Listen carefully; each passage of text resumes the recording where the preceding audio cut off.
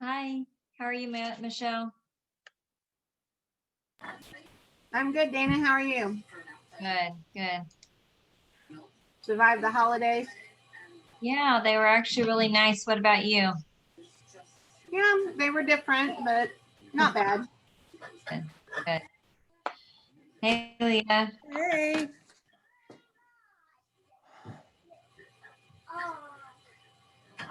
Are you at home or work? Work. Work. Yeah. Where are you working out of now? I'm at the new building down in South End. Are you? Yeah. What is your official title? Today? Well, it's no longer HR, so it's Director of Youth and Children's Services. Okay. I knew you had changed. I couldn't remember what. Yeah, so I have Mitchell Woods and I have the 21st Century and the after school, that kind of stuff. I don't have the weightlifting part. That weightlifting and like the fitness stuff. I'm getting on, hush. All right. He still has him. I don't know. We're over it was over there. Hold on. Yeah, well, I'm trying to figure out why your volume's not working on here. Go. Okay, go color. You can go color. Oh. All the babies are home. Oh, yes.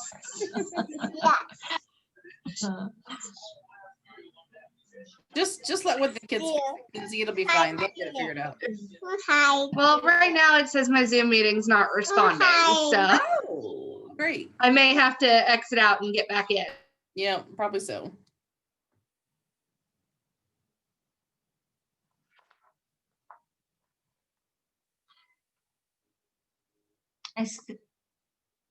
Mackenzie, I seen you get out and come back in earlier. Was there a problem then too? Just down here.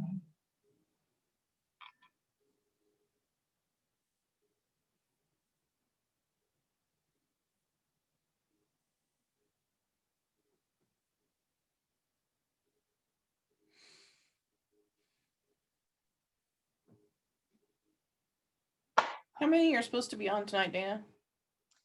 You know? I don't. So I think that I have 14 in the CDA class if they all get on. And then I see Michelle's with us. Mm-hmm. And I don't know who else is planning to join from the community. Okay. I'm assuming Bobby will get on here pretty soon. Yeah. And she'll probably know.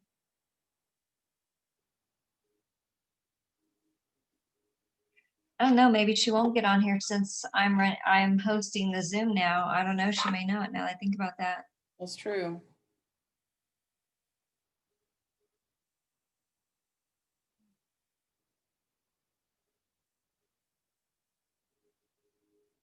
They're usually on here pretty good too on time. Usually by time to start, they're mostly on here. So hopefully with, you know, the holiday, they didn't forget that we came back.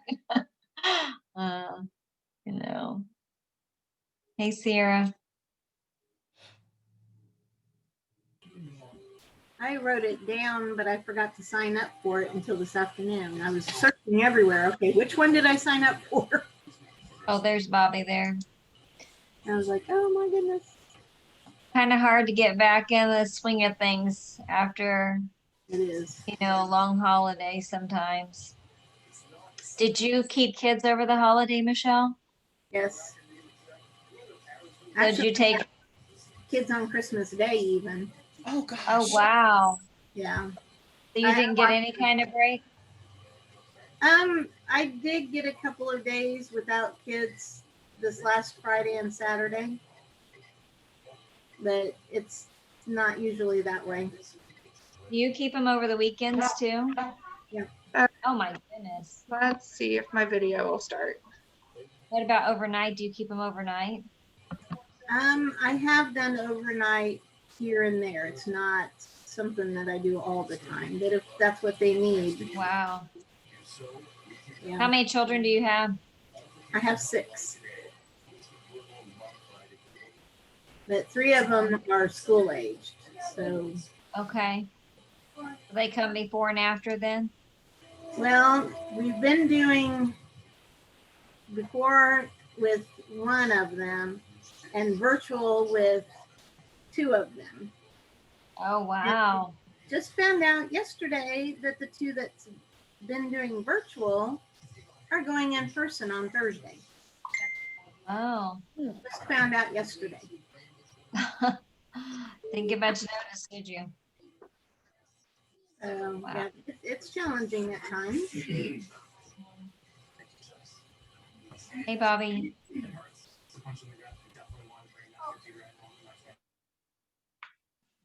Hi, how's it going? It's going good. Okay. I set this on multiple shares, so if you need to share the screen for any reason, and Leo, you should be able to. If for some reason you can't, I can make you the host, so just let me know. Okay.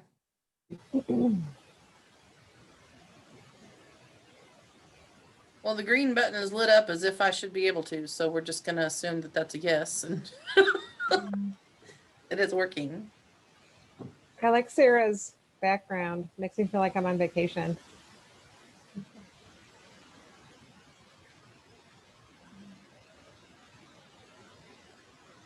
Oh, I see. I couldn't tell what it was at first. Kinsey keeps popping in and popping out. She's having trouble with her video, so. I know, yeah.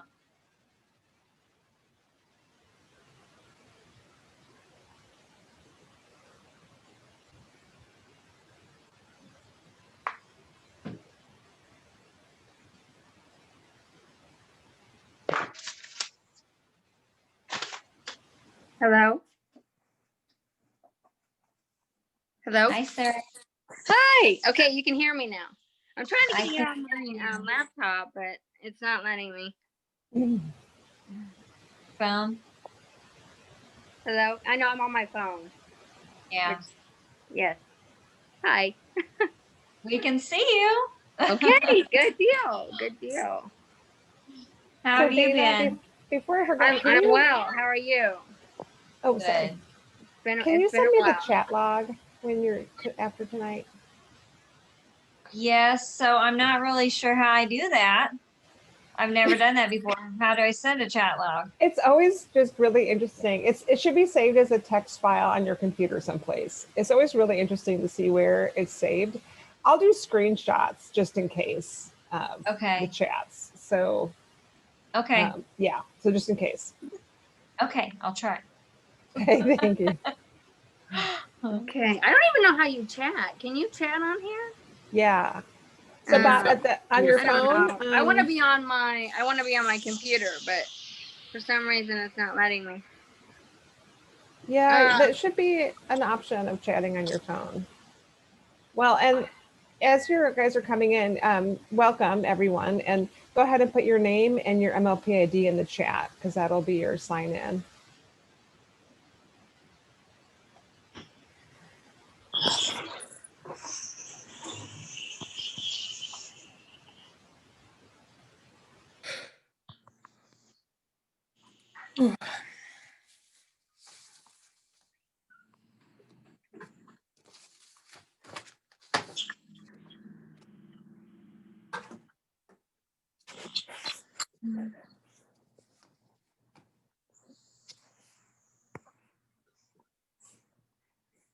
I feel like this has been such a busy day.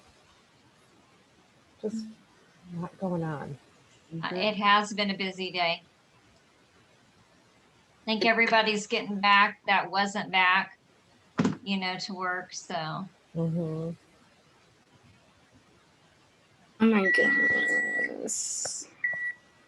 Feels like it should be something more like Tuesday or Wednesday by now. No, Only Monday. I'm trying to wait for the weekend. Yes.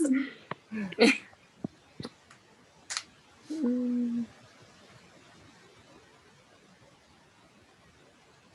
Let's see, 8, 9.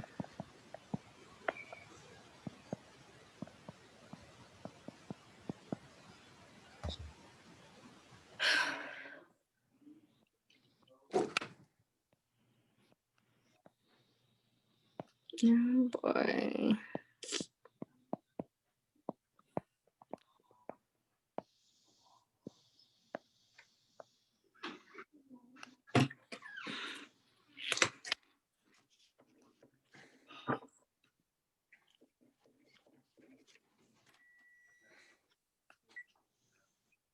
I think I got that right.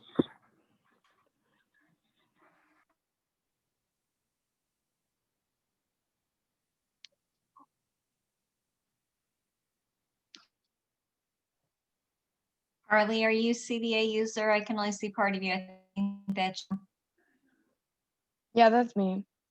okay, thank you. You're welcome.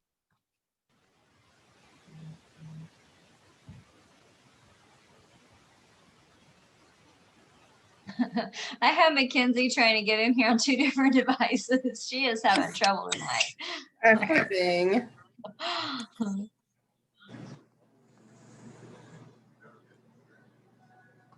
I can see you now, Mackenzie. Yeah, I had to log in on my phone. I'm trying to get it to work on my computer, but technology is not my best friend right now.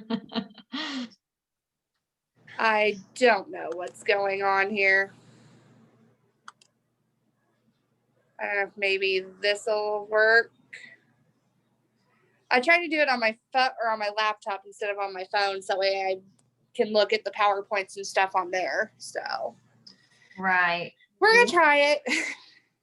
It says you're joining, but I don't know. Yeah.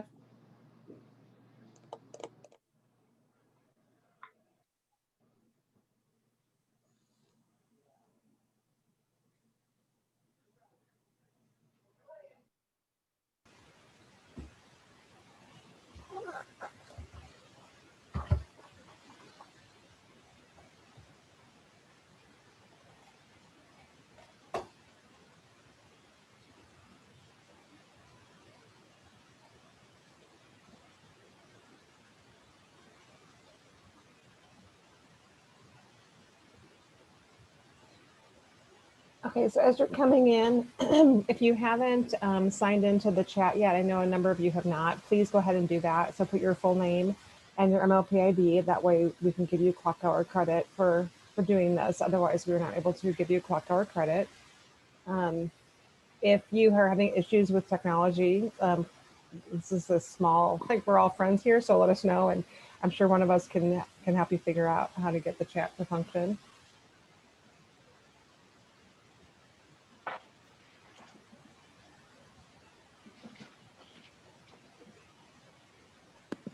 And then just FYI about, and you guys are all old hands at this, but as you recall, about halfway through, Dana will ask you a question and you'll have to put your name and your response in the chat as well. And then as we close, please do not log out until you put your name and MLP ID in the chat as a sign out. The state asks for that. And so in order to get clock hours for your time tonight, that's important that you get that done.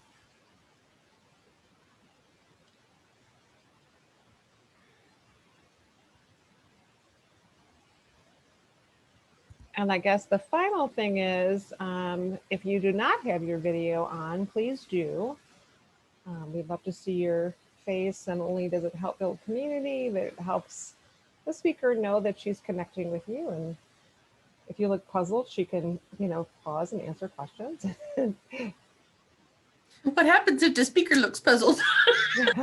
then we're in trouble. We got big problems. Yeah.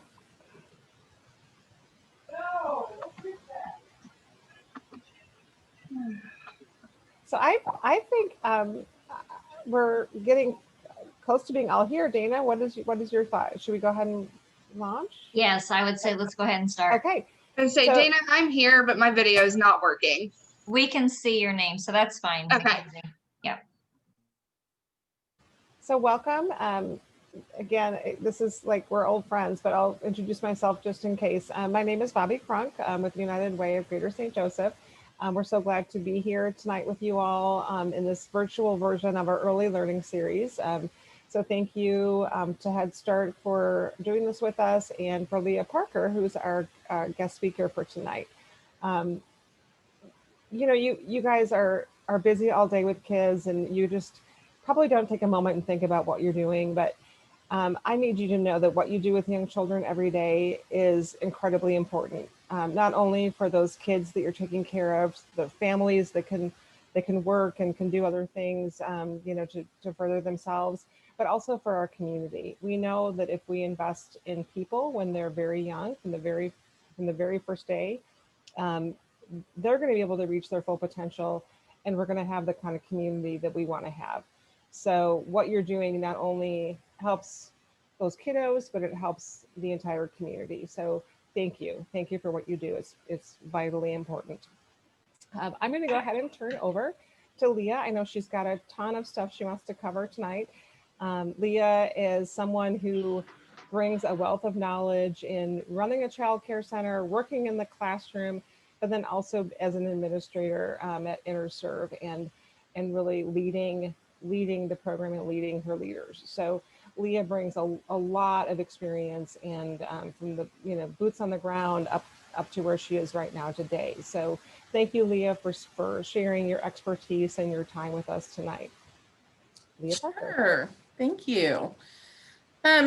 So I just want to echo a little bit what Bobby just said, that you guys doing what you're doing every day, whether it's in a classroom or if you ended up in the kitchen today, or if you ended up being the one that's, checking kids in and taking them from parents, whatever. I've done every single one of your jobs at some point in time, and some of it all in one day. That's the joys of running a center. And I've owned a center, so literally have done the open in the morning, greeting kids, taking kids to school in a van, coming back, fixing lunch, plunging the toilets, and taking them all back and doing it all at the end of the day. So totally get what you guys do. And it's much appreciated, because I'm exhausted from just thinking about it now of what I used to do. So I'm really glad that I have people like you, like Savannah, who's in our classrooms and doing this every day with these kids, because it takes a lot of patience, and it takes very special people to do what you do day in and day out. And so it is so much appreciated.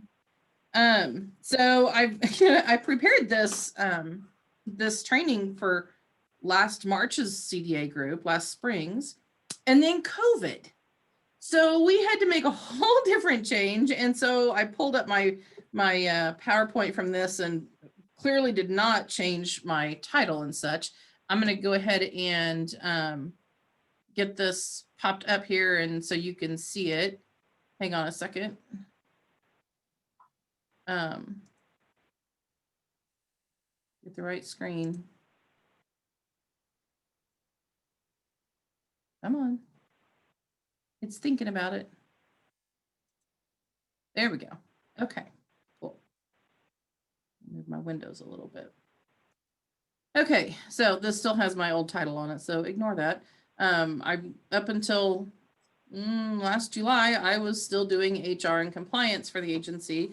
And the childcare centers and youth programs were running under Randy, but that has been shifted, and he's doing other things. And so now I have the childcare center at Mitchell Woods and our youth program down here at the community center under me again. So little shift of responsibilities. So, and like Bobby said, I've done like nonprofit that I'm in now. I worked in a couple different church-based centers.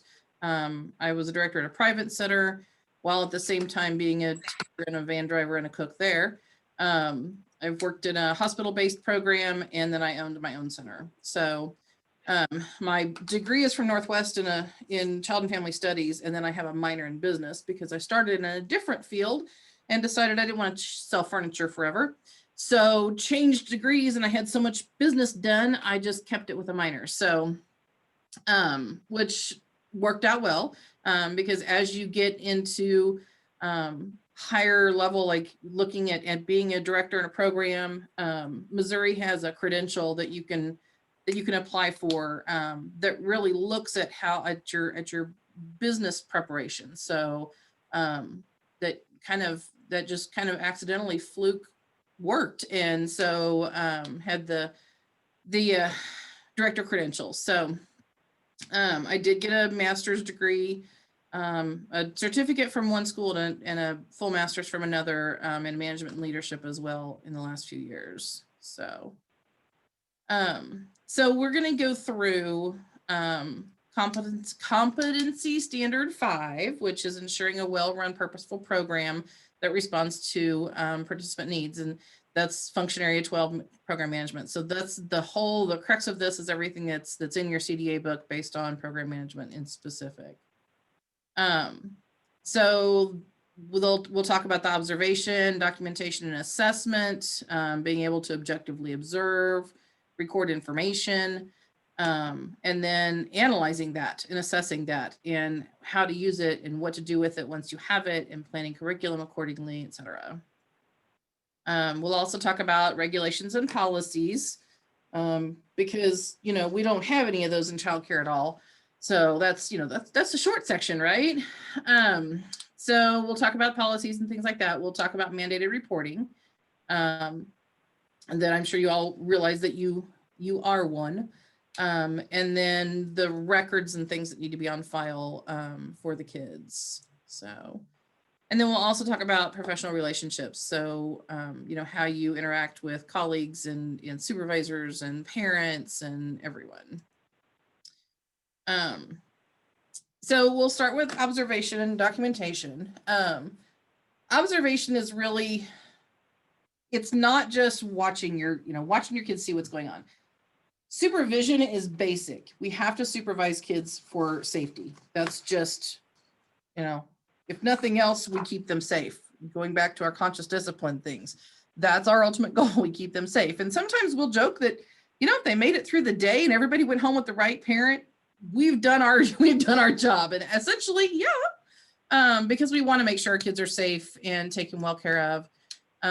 But the next step up from that is observation. And that's a matter of paying attention to what's going on, interactions the kids have between each other, how they're using their fine motor skills and those kinds of things.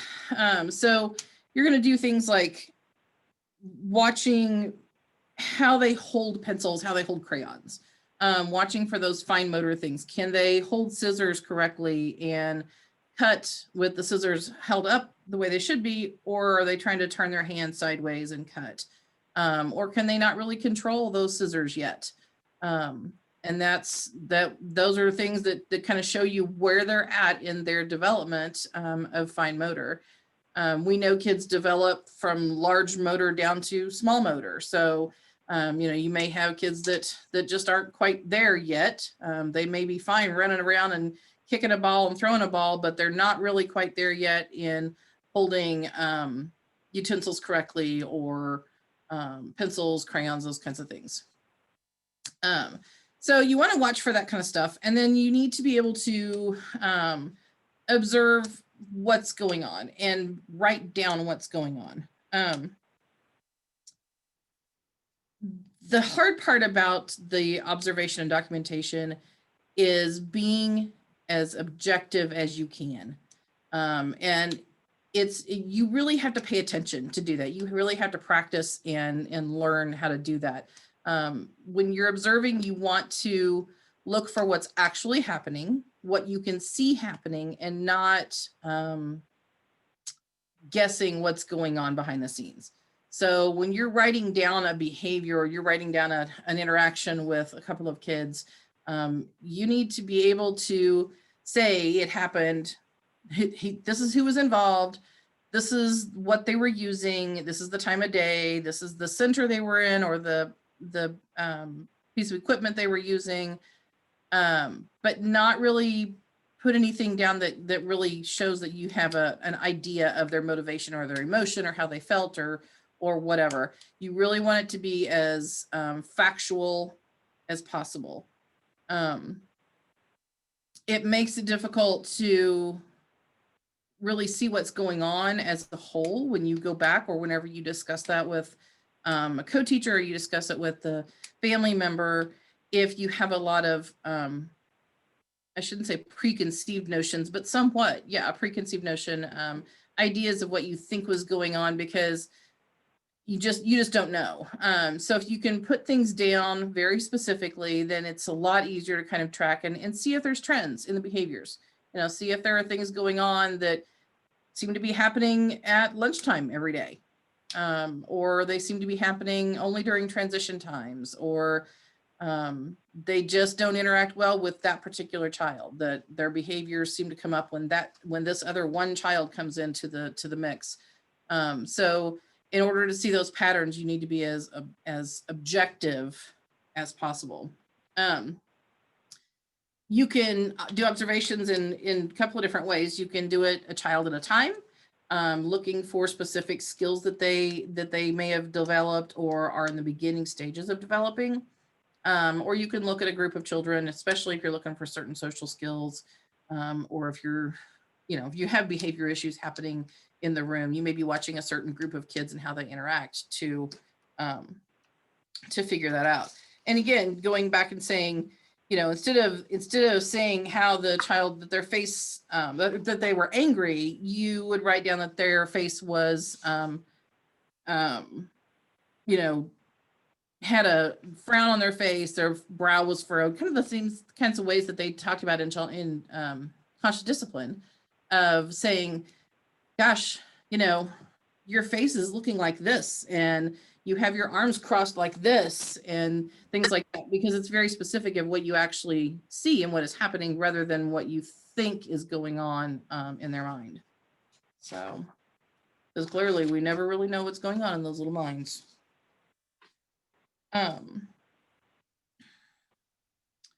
So there's various ways you can do documentation. And I'm not sure, it's been a while since I've looked at, how Head Start does it. We used to have a Head Start partnership and we did a lot of anecdotal records. So is that, Dana, is that still accurate for Head Start? Yes, we do a lot of anecdotal record, yes. Mm-hmm. Right. Okay. So, and then you can do portfolios where you would collect things that they do. So if they've sat down in a writing center and pretended to write a letter to someone, that might be something you can tuck in to, put a name and a date on it and kind of tuck into a folder. That would be a piece that you could show their pre-writing skills and how those are progressing. You can take photos in the classroom. You can have, if there's certain art projects they're doing, if you've had the kids to sit down and draw a picture of their family, or even just in free art time, talk to them about what's in their picture, have them tell you about it. And, if they will allow you to write down what they say, you can write it, ask them where to write it on the front, write it on the back, whatever. But let them tell you about their artwork. And those are things you can tuck into a portfolio, so that you can show families as they go through the year. When you do parent conferences, you can show them those things of how they're developing. And it's fun to do that and show, in the fall, here was their stick figure family. And then in the spring, you start to see more detailed ways of, in their drawing and in their writing, that when they draw a picture of their family. And so that just shows that development as they go through the year. So those are things that you can do. You can take videos of the kids playing. If you have, like, we have cameras at Mitchell Woods, but they're set up kind of big picture. They're like 3 or 4 in a room, and they're kind of, you can see everything. And those are great, especially if you're looking for who started what, who hit who, kind of thing. They're great for that. Not so much in, specifically in a couple of kids kind of thing, if you really want to get what's really going on. but you can always set up a video setup to be able to do that if you, if that's something you can do in your program. And then, you know, you can do bulletin boards and set things up in your center, in your classrooms, and post some of the things, the samples, the photos, and describe what's going on. That will help your families understand the connection between playing and learning. So, you know, you'll have people come in and say, well, I just want them to learn. I don't want them just to play all day. Well, that's how they learn. That's what they need to be doing. So, and it takes some education to families. So this is just another way that you can do some documentation, and you can do some assessment, but you're at the same time educating your families about what playing is and how kids learn. So there's lots of other ways that you can do. So, you know, if somebody has, you guys can pop that in the chat too, if you have some other ideas for how to track that information, how to document, you know, what kinds of things that you guys do in your classrooms that maybe is a different way that we haven't talked about, or you've not seen anyplace else before. Throw that in the chat, because that would be interesting to share with everybody of kind of what ideas everybody has. Leah, I don't know if you can see it. Sarah has her hand raised. I can't see it, actually. Okay, I'll let you know if anyone does, but Yeah. Sarah has. Okay. Well, Sarah, did you want to talk? go ahead. There you Oh, go. I was just gonna say I have homeroom app, which I video some. I work with the infants now, so I have homeroom app. If anyone uses that, you can video and take pictures, but see the baby's progress to the families and the moms. Cool. Is that one that's a free one to use that you? Yeah. Yes. Okay. I have not. Yeah, homeroom. I have not purchased it. So. Okay. And then I do purchase the books on the end of it. You can make books, but Oh, that's cool. yeah. Okay. And it's got videos too. I like the video part. You can see them crawling or rolling over, or certain milestones that some parents don't get to see. I get to show that to them. That's awesome. There are a couple, I know we've used Class Dojo before in our centers. I don't know, I know there's several different apps like that you can use. But I don't know if Dojo does that. So I really like the idea of having the book at the end where you can create a book of all the pictures that you posted, and you can really see that progress. So that's cool. Okay, thank you. Yeah, Dana, you'll have to watch and tell me. I can tell when people hit the chat, like type things in the chat box. It just bumps it up, but I can't see where the hands are. So Okay, I'll let you know. I can't see that, but probably because I'm not the host. Could be why. Probably. Okay, so when you're doing your observations and things like that, the next step is really how you use those. There's really not a point in doing observations and documentations if you're not going to use the data to support your classroom and to support your kids. So really what you would be doing as you're doing these documentations and observations is looking to see where kids' strengths are. What are they really doing well in? What are the things that they might need some support in? What are they really, really interested in? And so looking at those particular things and then tying those into your lesson plans is your next step. So, and I don't know if you guys you probably have kids with IFSPs in your classroom. I know Kinsey does for sure. And there's several centers that probably have those. And so looking at those and what the goals are for that child, and planning accordingly for the things that you might set up in your classroom. So, if somebody's really supposed to be working on fine motor skills, maybe you'll do some activities with stacking blocks where they have to balance them well. Maybe you'll do some activities that they have to use tongs to move different things to different boxes, sort things with using tongs to grip the items and sort them out. So looking at where the kids are and what they need to have support in is the automatic, here's what your planning is for your class. Here's the things you need to do in your lesson plan so that your kids are developing and you're giving them the opportunities that they need to develop those skills. So does anybody use Missouri Early Learning Goals specifically? I know High Scope has kind of their own, whatever they're called, KDIs, is that what they still are now, or they changed the name? They changed the name twice, I don't know. It's KDIs. It's currently That's what I KDIs. call them, and whether they're accurate or not. So yeah, they have those. Missouri has their early learning goals, and they're all really similar. I mean, they all kind of tie back together of the things that is commonly assumed that kids need to learn at, or need to, I shouldn't say need to learn, things that kids should be able to be doing at certain age levels, at developmental levels. So, and things to work towards. So, let me flip this over. Well, come on. Oops, it went backwards. Dang it. Okay. Well, that's all right. That was just it was a little clip about anecdotal records, but a lot of you guys use that already. So really same thing. You're using the date and the time and the setting and describing what's going on, who's doing the observation, that kind of thing. So, so next piece of this is regulations.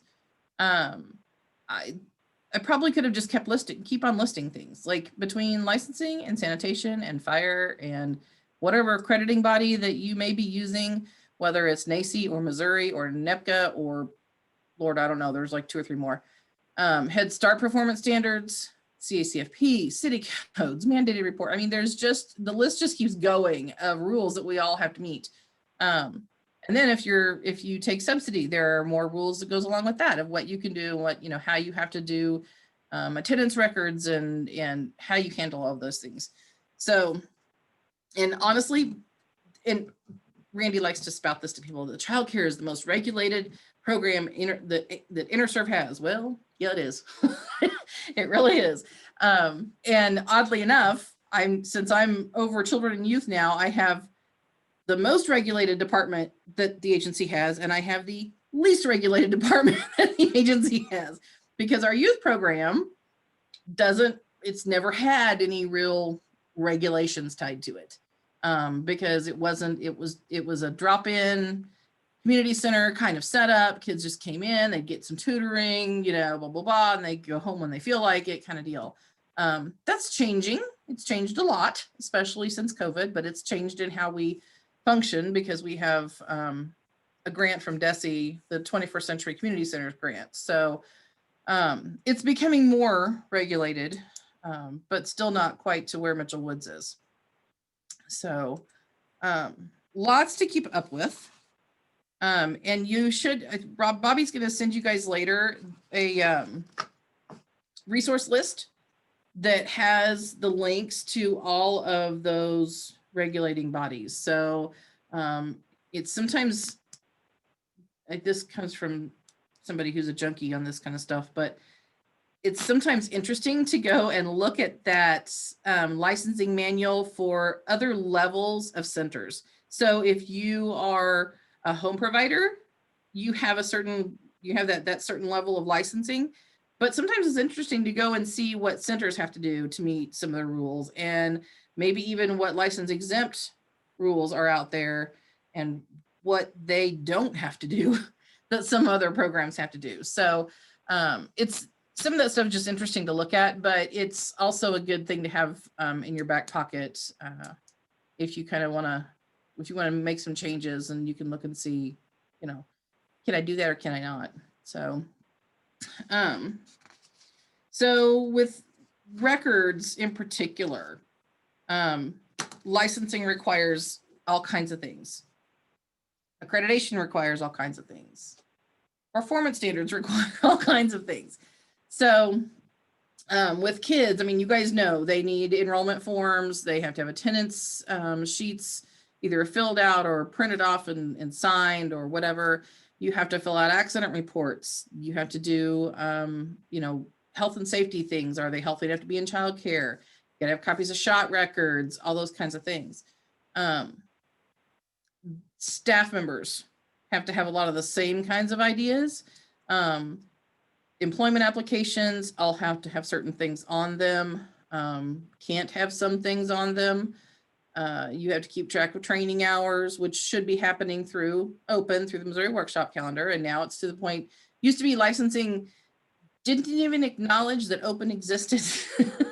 And now they won't even talk to you if you don't have it on open. They don't even believe you that you took it, even if you have a certificate in front of you. So that's kind of been a shift I've noticed just lately. They're finally getting to that point. Health forms, you guys know you all had to go and do physicals and TBs and all that kind of stuff before you could start work. And now we had FCSR for a long time. Now we have to be fingerprinted. Now we have to make sure we're not a terrorist or whatever, and waiting on the eligibility letter. That letter in and of itself has been a challenge to get those and get them in a timely manner. They kind of got inundated at the state level, I think, whenever those came out. And so it took them a while to get all those done and get them out. And even now, we still, every once in a while, we'll struggle. We'll send in and say, hey, we need letters on these 3 people, and we'll get 2 of them. And the 3rd one will be sitting out there for a while, and then they'll say, oh, so sorry. And we'll eventually get a 3rd one. So sometimes those are difficult. And then within your program, emergency fire drills, emergency tornado drills, those have to be tracked and posted where they can be seen. So if the fire marshal comes in and you're the only one in the building that, can help them, and they say, where's your emergency drill records? And you look like a deer in the headlights. Might want to find out where those are, because they're going to want to see those. I'm supposed to track emergency closures, because we've all had a few of those lately, where we've had to say, oops, sorry, we had an exposure of COVID in our building, and so we are closed for the next 3 days, or whatever it's been. Those kinds of things have to be documented and tracked. And so if licensing comes in, and they'll ask, did you have any emergency closures? And you have to have that right there and available. Meal counts for CACIP, copies of your menus. We tip our refrigerators all the time and keep track of that. And then, if you had to do a contagion notice, those have to be kept track of as well. So it's all these things that have to be handled, have to be tracked by somebody. So if any of you ever think, I don't know what my director does, she doesn't do anything, she's never out here, this is what she's doing. Believe me, she's doing plenty. Because these are all things that have to be available for any of those monitors that come in. And sometimes they'll call and make an appointment to come in, and sometimes they just walk in. Most usually they just walk in. We kind of know when to expect them. We kind of know the times of year, or we did until COVID. It's really kind of been scattered this year, but they're just going to pop in, and the stuff needs to be ready. It's not one of the things that you can say, oh, well, we'll do it, we'll do it the way licensing says when they're here. When they're not, we'll just slack it. You can't do that. You definitely have to have all these things ready to roll for them when they walk in. And if it's not, it'll be something that they will document as a violation of rules. So super important that we keep those together. So, okay. Does anybody have any questions on like any of the records and paperwork and any of that has been a struggle or a concern or question or isn't working or something for anybody?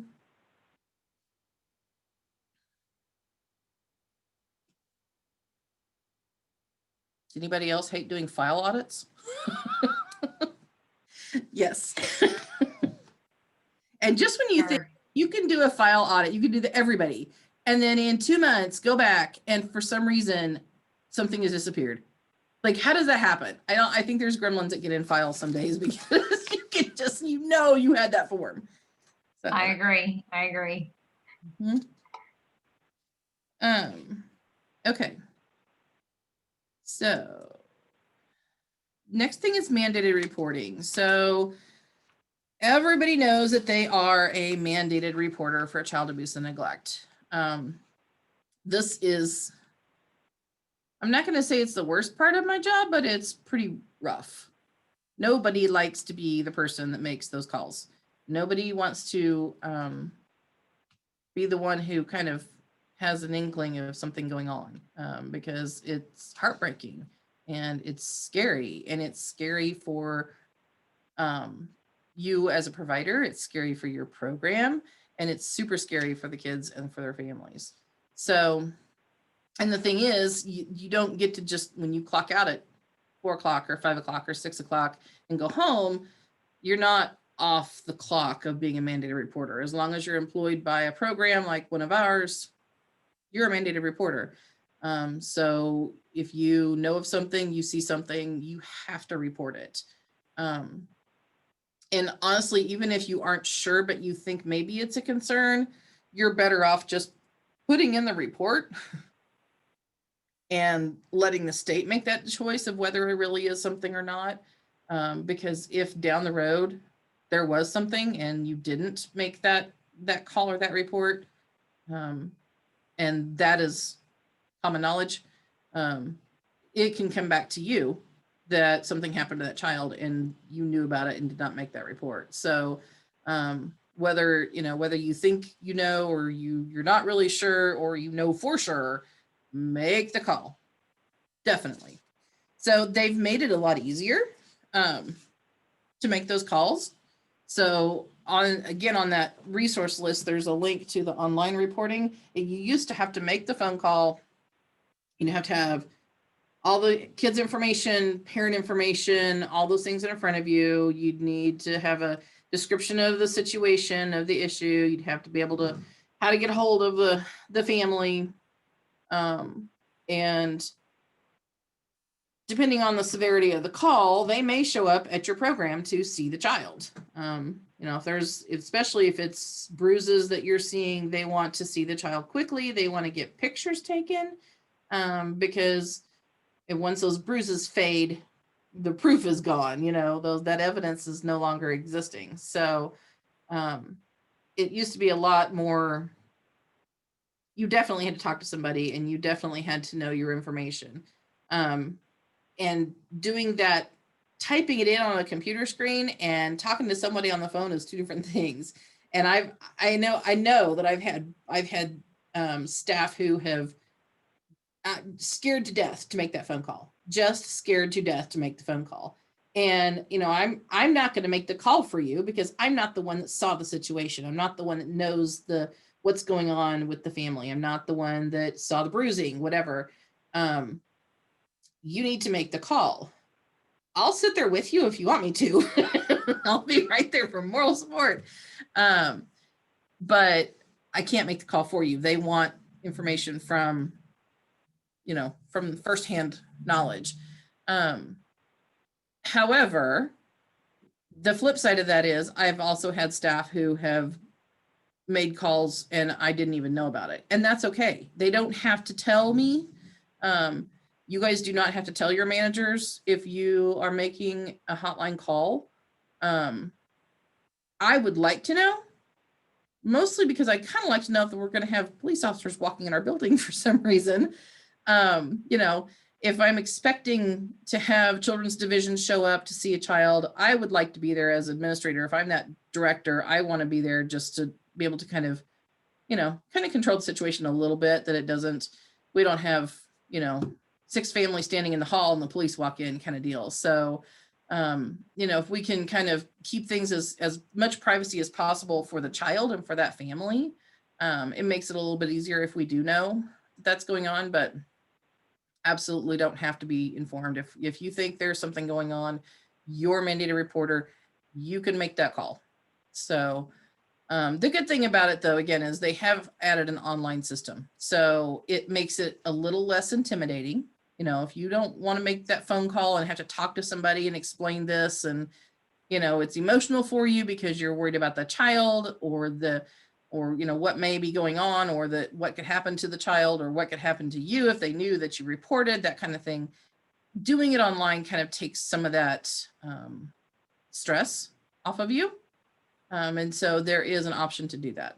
So, and in fact, they actually have, unless they changed something, when I was on there sometime back, they had where you could upload documents. So if, you know, if you have a picture, or if you have something that could be used for, you know, to explain it, they had a way to upload. Now, I'm not sure if that, I haven't been on it lately. Thank God we have not needed to be on there to look at that. So does anybody have any questions about mandated reporting? Any,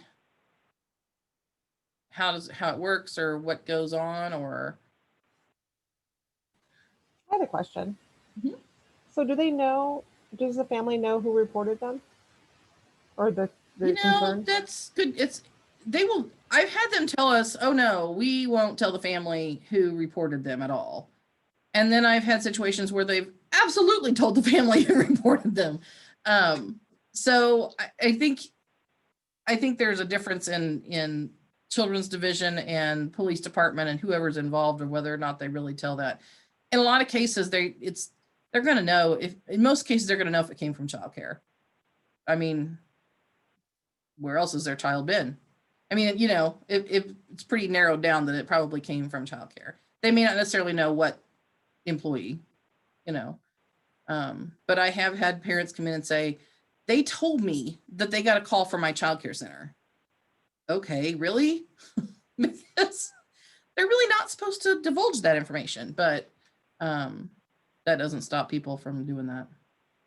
But I do think that you do have to be prepared and realize that most likely they're going to figure it out. Mm-hmm. Yep. And especially if it's an older child, you know, if it's an older kid that's 4 or 5 years old that says, you know, well, Miss Kinsey's looked at my arm, or what, you know, whatever, they're going to tell that information. They're, if it's a baby, also pretty easy to figure out that it was the center that did it. If it was a baby that they noticed something when changing diapers, well, who else changes their diapers? You know? And it's kind of one of those things, like, because I've had a couple times where that's had to happen in my classroom, because we've had kids come in repeatedly. You know, sometimes even if it's like a separated situation between parents, you know, one parent's thankful that someone outside the box got involved rather than it continuing to go on at the other house. And, you know, Absolutely. sometimes they're thankful for it. And then other times they just, you know, kind of understand, you know, it's our job to do it as a mandated reporter, make sure the child's not only being safe at the center, but being safe at home as well. Exactly. Yeah. Okay, so not to dwell on this one topic, but do you recommend talking to the family, like at pickup? Just say, hey, this is what I noticed and I had to call it in? It's case by case. I mean, we've had situations where we've felt like there's something going on. We don't necessarily think it's coming from the custodial parent. You know, we're seeing this, and we know that child maybe was at the other parent's home for the weekend. You know, so it just kind of depends. In some cases, we will get a hold of the mom and say, or the dad, or whoever it is, and say, you know, this is what we've noticed. Is there, and especially if it's something that's pretty, could be a lot of reasons behind it. It may not have been something that somebody did on purpose. It could have been the child literally, you know, fell down the steps. But if they don't tell us what's going on, you know, hey, my kid fell down the steps, we don't know. You know, we have to kind of assume all different levels of that. So in some cases, we've mentioned it to the family first. More likely in cases not necessarily that are physical abuse, but maybe like they're coming in clothes that are soaked. You know, I mean, their diaper's completely soaked through the bone. They didn't get changed and they didn't come in till 9 o'clock, you know, or they're still in pajamas from the night. It just kind of depends on the situation of what we actually talk to the family about before we would make a call. I've worked in a couple different centers, and I found that sometimes if I could mention something a lot of times that problem would change. So if I mentioned, hey, I noticed, Johnny's shirt was dirty, we went ahead and gave him a clean shirt, feel free to keep it. So just letting a family know that, hey, yes, we are with your child every day and we're noticing that these things are going on. A lot of times that would stop, physical abuse included. Just once a family realizes, oh crap, somebody else, is on top of the game. A lot of times that stopped the problem before we really needed to take a more serious action. But I feel like it also gave the family an opportunity to fix the problem before we have to get to a point where we have to have some outside involvement. Mm-hmm.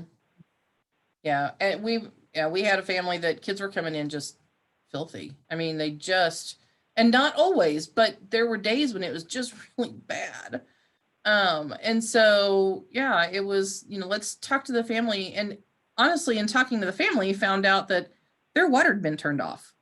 So there was a legit reason why the kids were pretty, in pretty rough shape. And so in doing so, could refer that family over to our family services department, who could help get water turned back on, get some bills paid up for her and get her caught up so she wasn't in such a rough spot. So sometimes it just opens up the door to providing other services for families to help them get through that without it being, calling in DFS. But other times, you don't have a choice. So. I've noticed students with some pretty aggressive and severe behaviors that come to school with, physical marks, bruises. You can tell they were grabbed up on the arm or something. Those families are struggling. They need help. Mm-hmm. So I appreciate what you said about being able to reach out and offer assistance and offer different things to a family that maybe they just don't know what else to do. Right. Yep. And honestly, too, a lot of the times whenever they do, it isn't necessarily that they're going to go out and find everything that family's doing wrong when they go out and investigate. Often they will refer to services as far as, whether it's behavior services or, counselors or whatever. I mean, they will offer those kinds of things too and give them resources at the state level. And that's as far as it goes, unless somebody else turns something else in.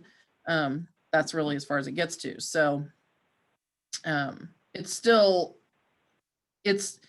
feels like you're like going off the deep edge if you automatically make that phone call. But again, it's still a matter of safety for the kids, so if you have to make the call for sure. So I have a little form that I give my staff that they can use to fill out and have everything in front of them when they do a hotline call if they need to. Haven't used those in a long time because now everything we have is on computer anyway, so we can just pull up the child's screen and there's the information. But it helps to be able to have some documentation somewhere of that call that was made, so that later, okay, we did call them in a month ago for this, and now we're seeing a similar thing, or we're seeing something different, but same family again, so even if you call it in and nothing happens, you still know and have that documentation that you made those calls, and what those concerns were, because you can't let kids fall between the cracks, and that happens way too often. So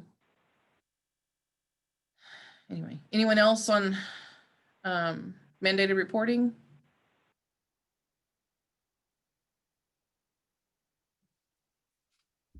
I do. What's that?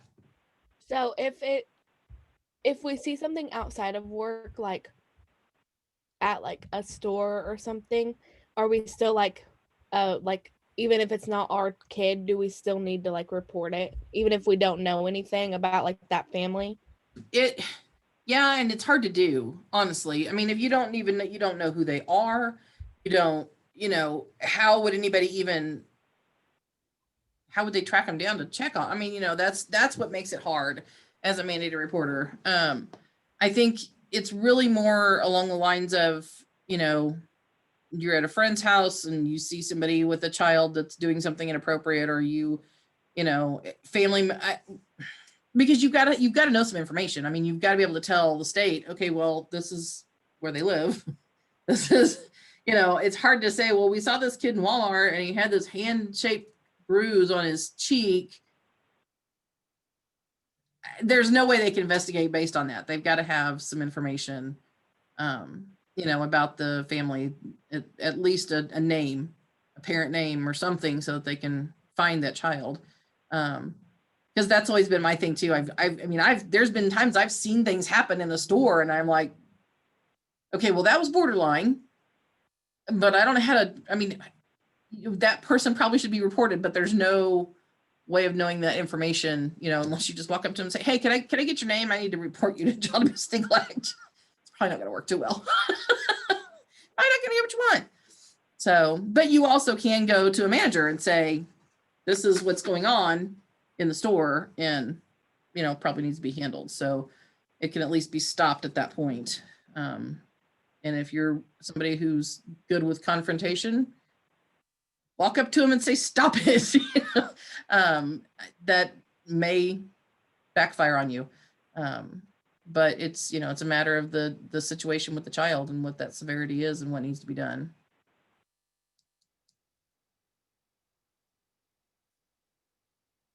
Anything you want that expanded on, Dana? No, sorry, just stuck a jawbreaker in my mouth.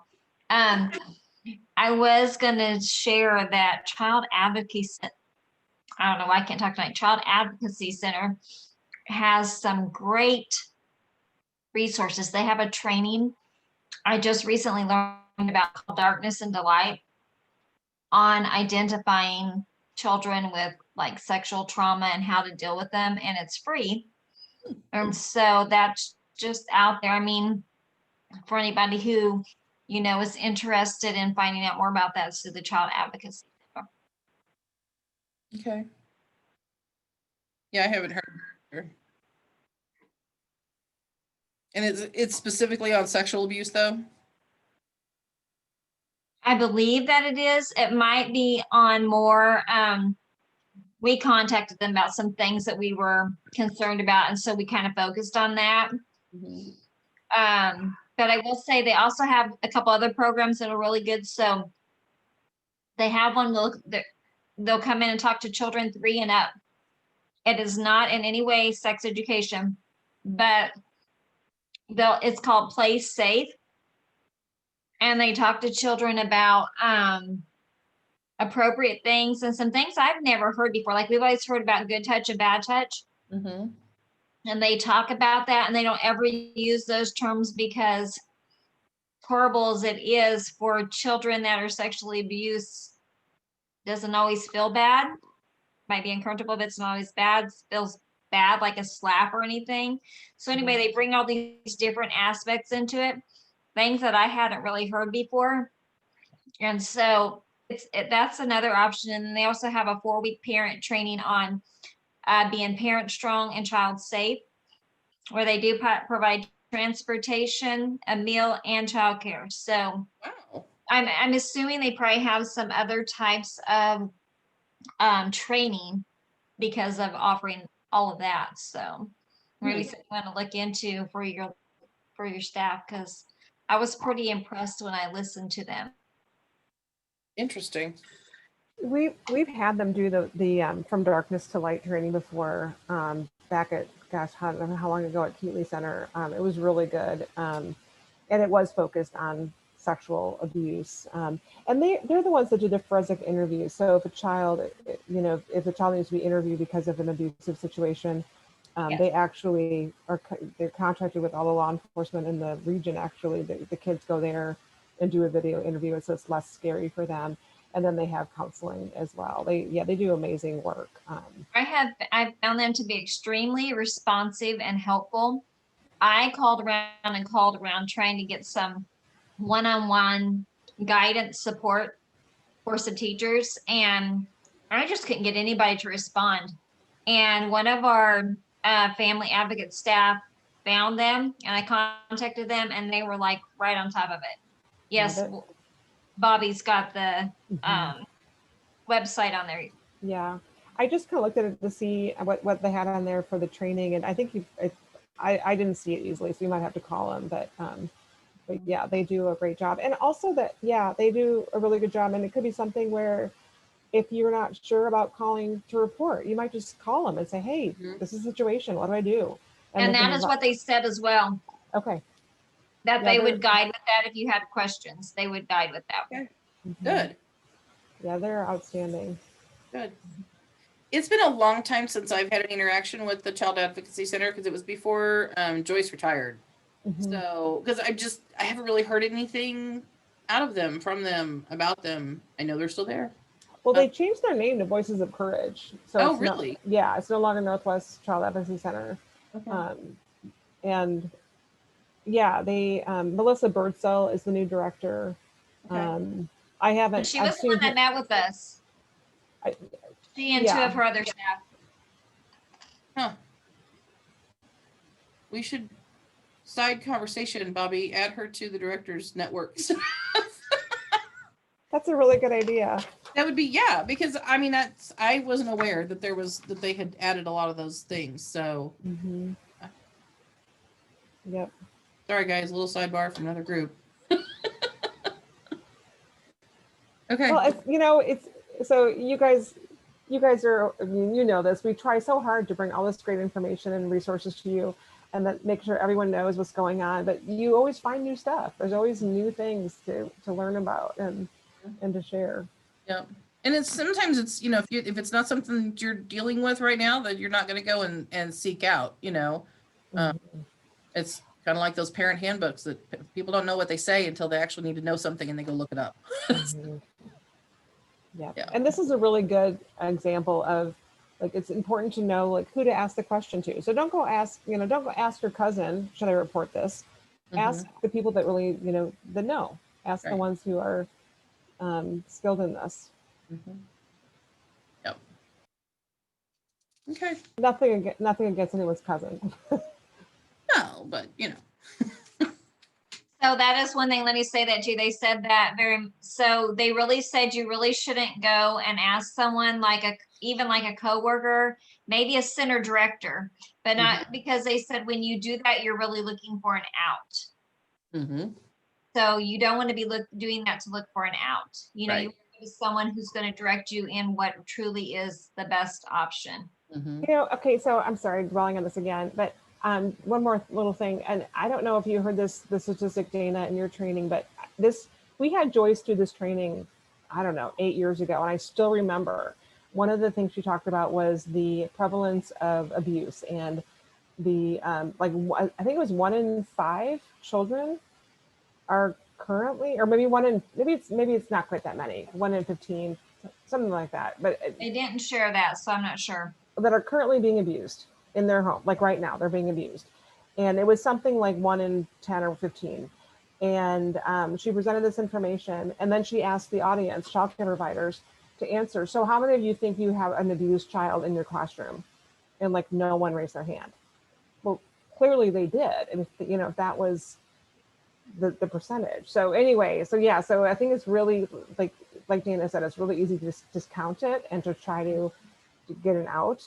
But it's important that you trust your gut, and then, like I said, don't ask me, call them and see what they have to say about it. If you really need someone's advice on whether to call or not.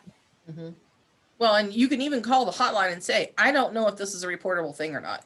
Mm-hmm. They'll tell you. I mean, if they don't think that it should be, it's not something you need to take a full report on, they'll make a note in the system that you did call to check and see, but it wasn't something that they needed to put through the whole system. And they won't put it through the whole system if it isn't necessary, because they don't want to bog it down, more than That's good to know. anybody else does. So you can always call and ask. And if they say, yeah, go ahead and give me the information, I'll, and they might even say, I don't know. But if, give me some basics, I'll get a hold of my supervisor and I can call you back. And they will call back if they feel like it does need to be put through, if they have to go and get more information. So they've been a lot. Used to be you'd call and they'd take the information, you'd have to give them everything and they're so practically a social security number to, get a report in, and they wouldn't tell you anything. And it's a much better system than it used to be. You can you can call and say, this is my concern. Is this something that we need to be worried about, or is this something we just need to keep an eye on? And they'll tell you. So, which is nice. And they would rather you do that than not, better safe than sorry. Exactly. Because again, something happens and you don't make that call, you can be considered, involved in that abuse or that neglect if you did not report what you knew. So, and that's a scary spot to be in. I don't want to be in that position. So, okay. So I know we need to do like a middle of the kind of thing as far as getting something in chat, right, Bobby? Yes, thank you for the reminder. Yeah.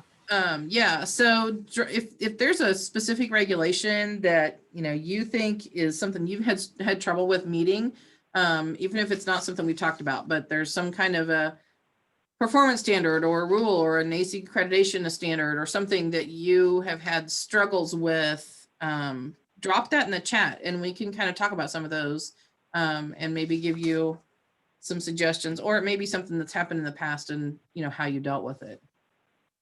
But drop something in the chat so Bobby has record that you're here first and foremost. And then we can kind of talk a little bit about some of that.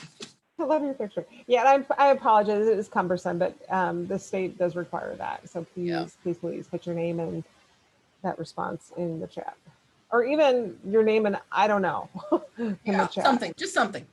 Right.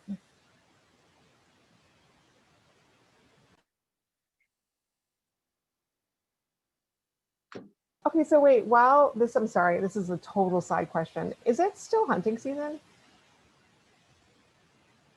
I think there's an alternate. What is it now? I looked them up, but it's been a while. They had like 3 different deer seasons. Oh, Sierra, thank you. She said yes until January 15th. Yeah. See, I knew there was another like alternate method kind of. So. I like hiking Sunbridge, but I don't want to do it until this hunting season's over. Oh, imagine that. I don't have any orange. Oh, I have orange. I could set you up.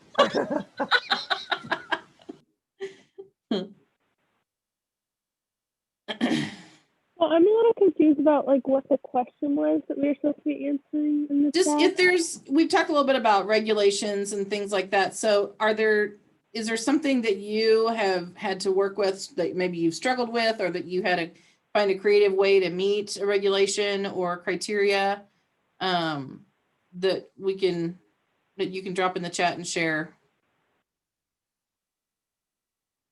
And again, if you don't have anything, you can say, I got nothing. But at least we know you were on.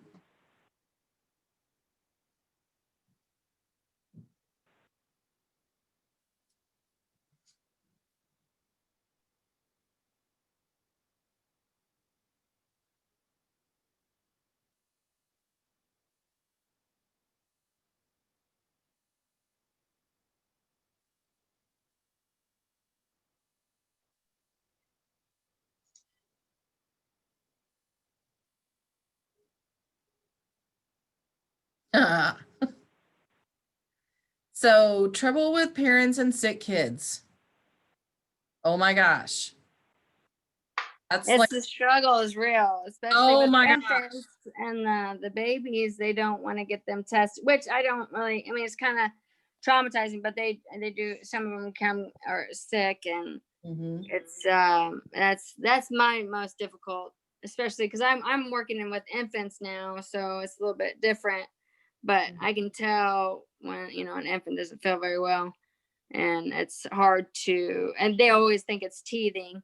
Teething is number one thing they say, which is not always teething. But I've been around. I mean, I know a little bit, but they deny it. So the sick kids is difficult, especially going now. With the pandemic and everything. So. Yep. And one of the things that we have told families, specifically at Mitchell, has been, we are going to err on the side of caution even more than we would normally do. So, if your kid starts to run any kind of a temperature, And I don't care if it's 99.2. Guess what? We're not waiting until they hit 100. We're going to call and tell you, and you're going to have to do something. So, we've just warned them ahead of time. This is how it's going to.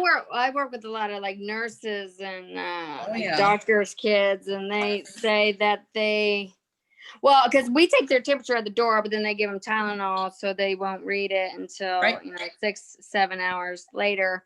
Yeah. And then they read a temp, and then you call them, but then they bring them back the next day and say it's teething. It's I don't know. It's a never-ending battle. It is for sure. And we've had kids that we've sent home and said they don't come back until they have a doctor's note that said they are not contagious and they can be in the center, period. Right. And I've even had doctors send notes back that says there's nothing wrong with this child. Yeah. That's fine, but it's on you when this kid Right. is whatever around the whole classroom. Mm-hmm. Oh, yeah, that's a battle. And yeah, that especially the teething. Teething is a cure-all for everything. It is the cause of runny nose, it is the cause of diarrhea, it is the cause everything. of fever. Yeah. Everything. I feel like the doctors now, they just say teething too. So it's not really the parent's fault, but I mean, sometimes there's, it's getting a parent to admit that there's problems other than that they, don't want to see. Denial is kind of the issue with the sick. Yep, absolutely. Mm-hmm. I have a question. Yeah. Just out of curiosity, what kind of thermometers do other places use? We use one of the temporal ones, and we have trouble with it sometimes. Like our kids come in from like the outside and they're so cold that they're reading like 95. Well, that's not a correct temperature. So the point of taking the it kind of, should we be using a different one? Or we use one of those too at Mitchell, and yeah, I'm sure it's kind of a, you get. We have an in the ear. We use the in the ear. We have the cones for the in the ear, but for the big kids, we use the digital one. Yeah. We found that to be a problem too, especially during the summertime. We were taking kids during the summer and they were registering like 107 because they've been sitting in the car for the last 5 minutes. Yeah. So on the flip side of that, I would say just watch your, like, if every kid is coming in cold and you have one kid who's coming in at 99 or like 97 and everybody else is coming in at like 99, 95, 94 or whatever, I would just, because obviously they're okay to come in for the day according to what the thermometer says. But I would just keep that in mind. Okay, everybody else is pretty low today. This guy's a little high. Let's just keep an eye on it and check it again after they've been inside for like maybe 5 minutes. I know that is crappy that they come inside, but I mean, because we have, like I said, we have the same problem. Yep. We've used, we were using the oops, that's not what I meant to do. Sorry. We've used the infrared one, temporal, that you don't touch anything. And part of the reason is because we had the ear thermometers, but we couldn't get a hold of the little covers forever. Like they were non-existent because they were hard, everybody was buying them. So we've been using the temporal one too. I noticed just going to my chiropractor's office, they check, when you come in the door. Well, they've started checking at my wrist for a temperature. And I think I didn't even think about it, but that's probably exactly why they're doing that, because you were coming in whenever it's cold outside, come right in from the cold, you're going to, read colder, but your wrist may not, because if you're, a normal person that wears a coat, I'm not one of those. So I'm not sure that made a difference for them, but if you're wearing. I've actually heard that suggested anyway, Leah, because you know how a lot of those new thermometers look like guns? Mm-hmm. And I've heard it's not really appropriate to hold that to a child's head. Oh my God. And so I've heard that a lot of people actually are suggesting doing it on the wrist anyway. Yeah. Well, that makes sense. So, let's see. Who else? I mean, is anyone gonna get a exact reading when they've just been in a, like air conditioning car or a heated car? I think it's all of it is very subjective to the situation and how warm the car was and how cold the car was and how cold it is outside. And yeah. Yeah. Okay. Who are you trying to keep entertained? The regulators, the monitors? Who are you asking that to? Somebody said keeping them entertained. Oh. I didn't know who were keeping entertained. That was Harley. So I think I need Jordan to respond something. I think Jordan's the only one that hasn't.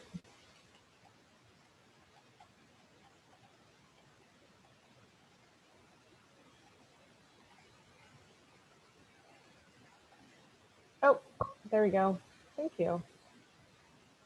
Ha.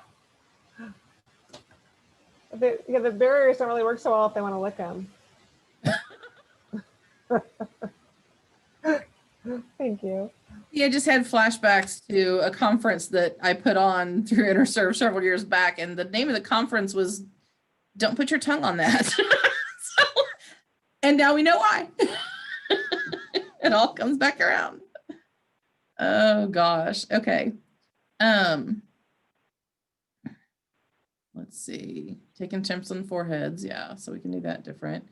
I'm just scanning through these to see if we need to hit the COVID cleaning requirements. You know, what they've told us is just, if you just use the 3-step method, you're good. I mean, we probably, of all industries in this country that already was doing what needed to be done for COVID, it's childcare.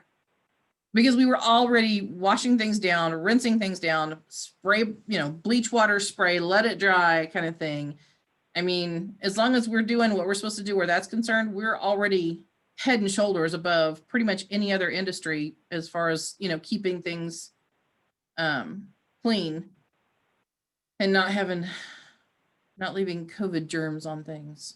So, and yeah, every time we have someone call and say, hey, I was exposed, or hey, I'm not feeling good, I'm gonna get tested, we'll call that hotline and tell them the situation and get whatever the updated guidance is on what we should be doing.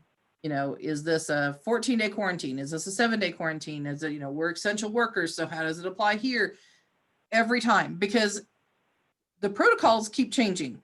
Honestly, what is appropriate and what is necessary, and do we really need 14 days? Probably not. Probably get away with 7. It's different every time we do it. So we call every single time to just make sure we're always getting updated protocols. So uncooperative parents. Yep.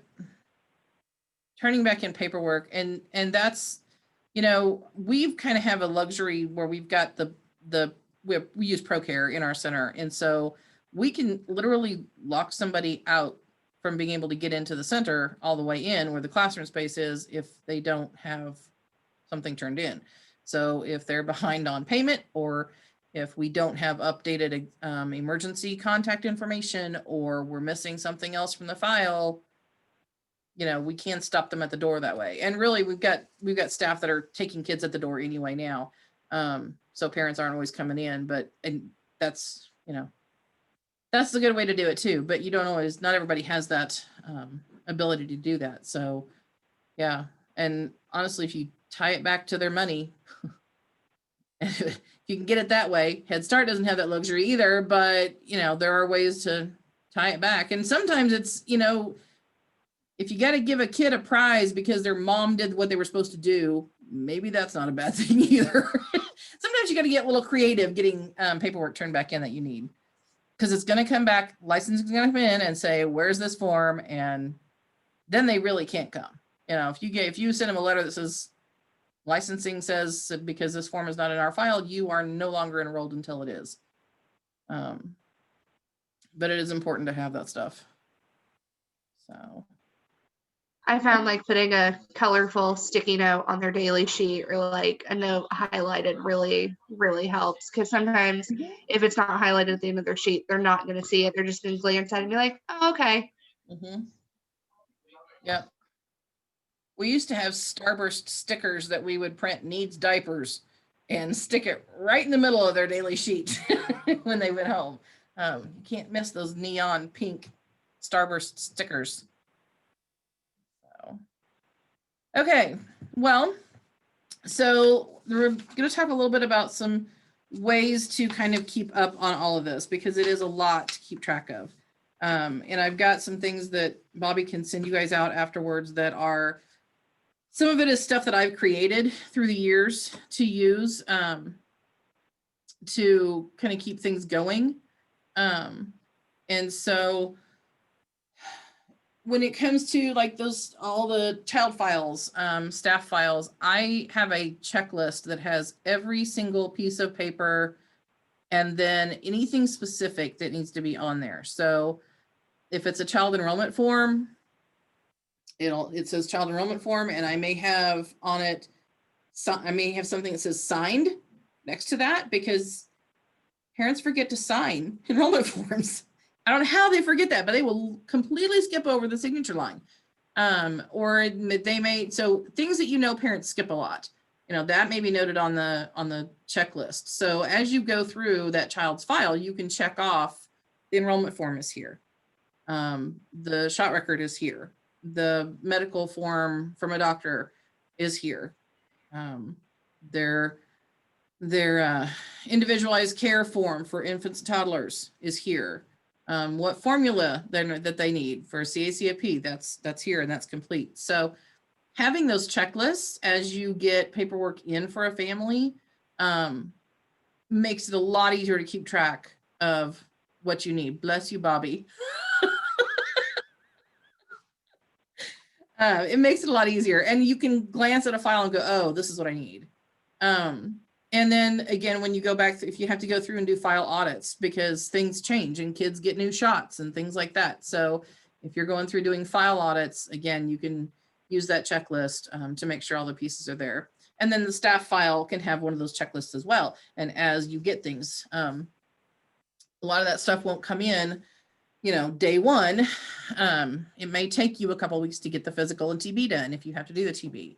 So those are things that are easily forgotten. So having a checklist in their file that shows you what's been turned in and what hasn't is helpful. So those things don't get forgotten. So, so when you're looking at like new employees, and this is something new that I did not know was happening until our licensing rep showed up at Mitchell Woods a few weeks ago. They have a new orientation checklist, which says it's not mandatory, but she made Kristen do it before she would sign off on her evaluation on her monitor. So I'm not sure how it's not mandatory. Okay, whatever. But it literally is just, it's a condensed version of the orientation checklist that Bobby has of mine that she'll send you, that because mine's more specific for the whole agency, so it's got a lot more stuff on it.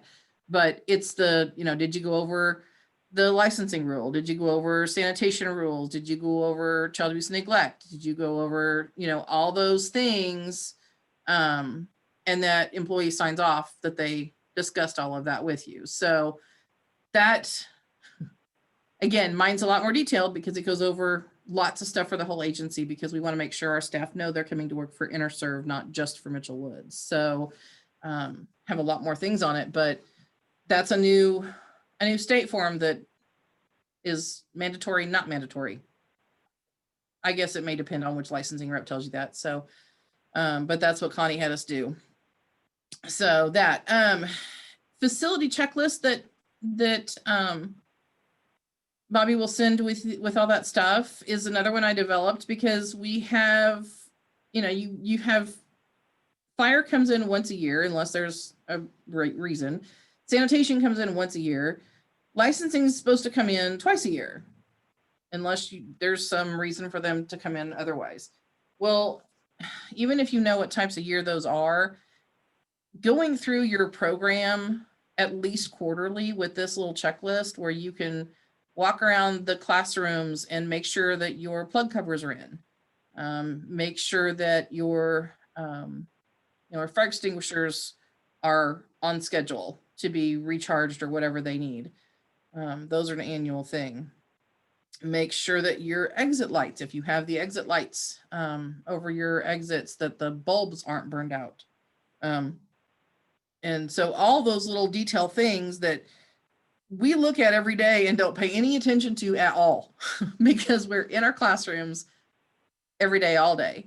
But as soon as a monitoring staff person walks in the door, it's like this big glaring red neon sign pointing at that one thing that you didn't notice because you're in your room every day. So this kind of highlights all those things. So whether it's for fire, I have to fix that typo, it's glaring at me. There's the neon sign.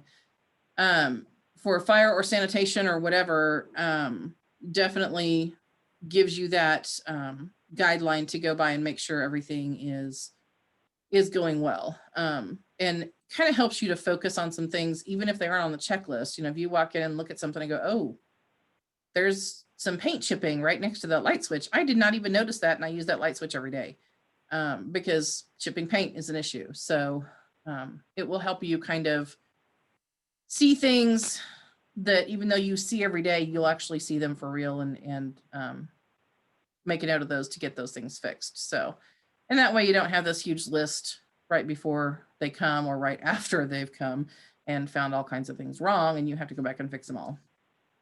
So for the documentation, when you're talking about behavior issues and doing some observations for that, there's a form. I don't think I put it in the PowerPoint, but I know it's on the, no, I know I didn't, but I know it's on the list, one of the documents that I gave Bobby. It's an ABC form. So it's the antecedent. So what happened first, what's been going on, when was it, and what was going on at the time. So playing in the block center, after lunch, whatever. And then who was involved. So who all was in the center with them, the behavior. Well, one child was throwing blocks at another child and the consequence of that. So did someone get hurt? Was something broken? Whatever. And then how did you handle that specific behavior? So, you know, were they moved to another area, redirected to something else? Whatever that is, those little forms kind of help you to quickly jot down the basic information that you may need, especially if you're looking for patterns in a child's behavior. So if you think that it's really pretty much happening, you know, right before nap time every day, or it's always on Mondays after they've been at non-custodial parents' house for the weekend, and that's only every other Monday, or it's always on Thursday mornings because they did, you know, they were up till midnight on Wednesday night because something that goes on. But it helps you kind of track those kinds of patterns. So, and those are all things, like I said, Bobby's got a bunch of things that she can email out to you guys later after the training, and along with that resource list that has a bunch of links on it as well. So is there anything that you guys have trouble remembering to do or need some ideas to comply with, anything specific? Like, is there any process that that we could kind of brainstorm for anybody? Well, I have a question. And like I said, I worked in a few different facilities, and I've seen all of our information. I've seen all of our regulations and stuff during like an orientation training, like when I first start. And yes, they're accessible. Yes, I know how to get to them. But as far as like making these kinds of checklists and being in charge of like employee files or things like that, that's never anything that I've really had to do. So where does that line fall as far as my responsibility as a classroom lead teacher and my director's responsibility as a director of the facility? Like, what is my responsibility in keeping up with this kind of regulatory compliance? So when it comes to like child files, staff files, things like that, you're probably not going to have much of any connection with that, other than if your director says, hey, would you remind this parent that I need a new copy of their shot record? You know, then they may ask you those kinds of things. The things that I would expect one of my teachers to kind of pay attention to is within their classroom is those plug covers, making sure those plugs are closed up, making sure that you don't have chipping paint on your wall, that you've, had something taped up or pinned up and you've pulled it down and it's taken the paint with it. Those are things that need to be taken care of. Not necessarily that you need to fix it, but you definitely need to let your director know that needs to be done. And how they get that done is up to them. But on the checklist stuff that I sent to Bobby, you can easily go through that and kind of go, oh, okay, well, that would apply to my classroom, and I think anytime that you can make sure that your classroom is in compliance on some of those fire and safety things, your director is going to love you because your room's not going to be a problem.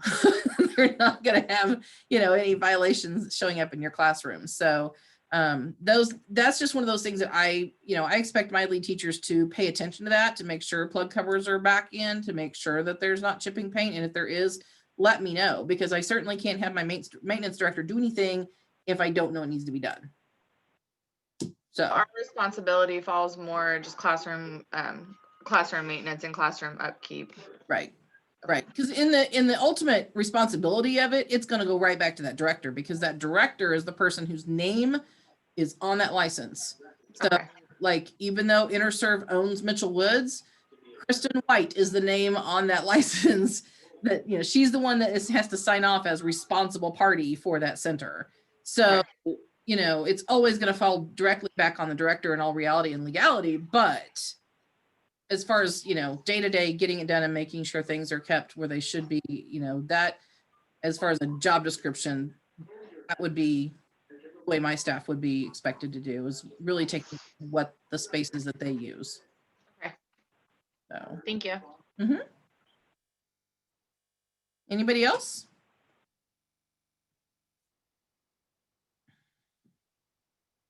Okay.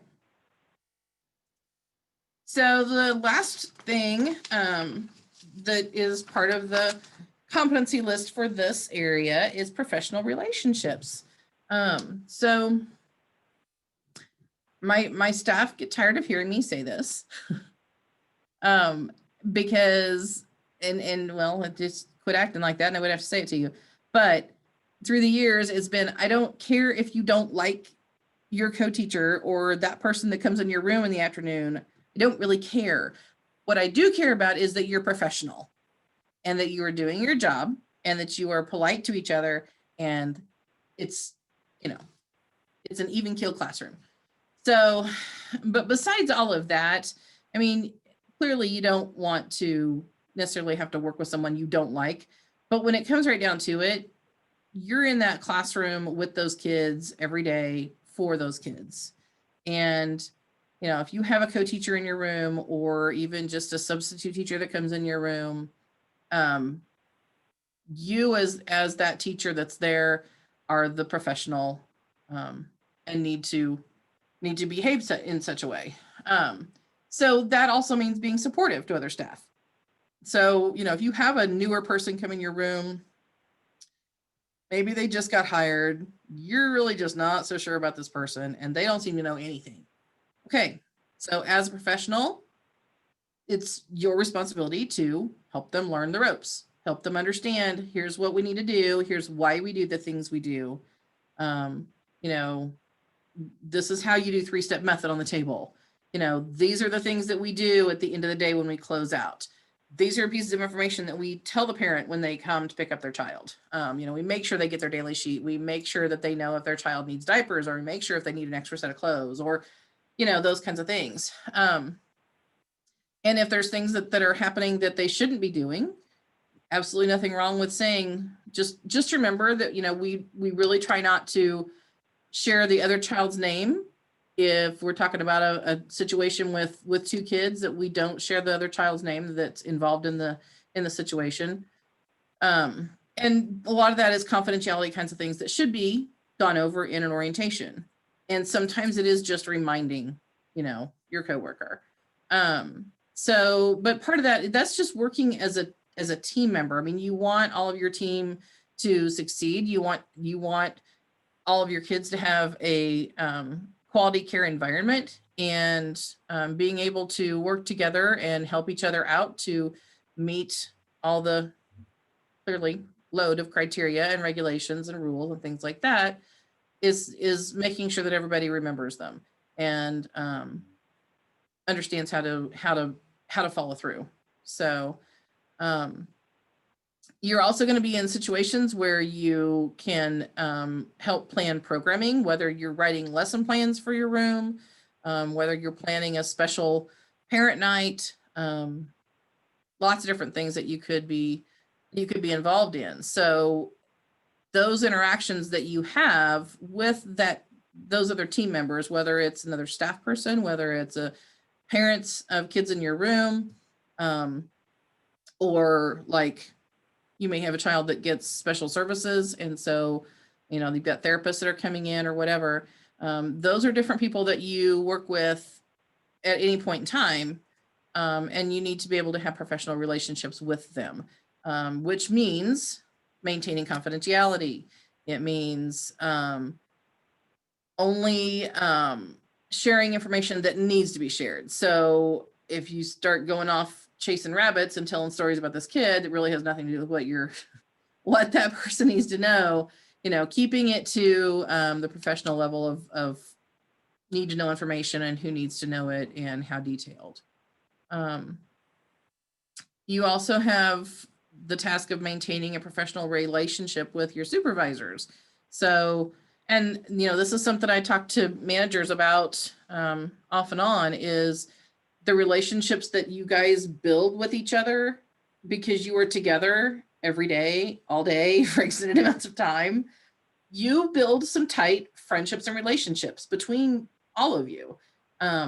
And absolutely a good thing, because we want you guys to be able to build relationships and model those to your kids, because they're watching how you interact with your coworkers. They're gonna absolutely copycat what you just did with kids in the classroom. So we want you guys to have good relationships, professional relationships, and friendly and that kind of thing. What you have to be careful about is, and this is really as coming as a supervisor, first and foremost, is having relationships between supervisors and staff members and how those play out. Because it can put both of you in a sticky situation. If you're good friends with somebody that works in your center that is a supervisor of you, or you are a supervisor of them, those can get kind of sticky. You can easily have other staff members saying, oh, well, she's playing favorites because she's, talks to that one all the time, or hangs out with that one after work, or whatever. And the reality of it is, it may not be that big of a deal, and it may not even be what they think it is, but their perception of what they see, and this goes for anybody watching anybody, the perception of what they see becomes your reality if you're involved in it. So just know that the relationships that you build need to be professional relationships, and keeping them as,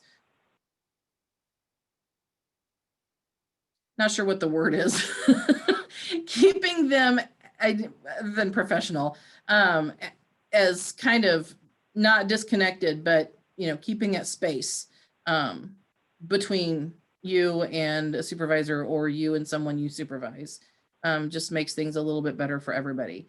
It's not common that you have a situation where you can be a supervisor and be a friend at the same time and be able to separate those two.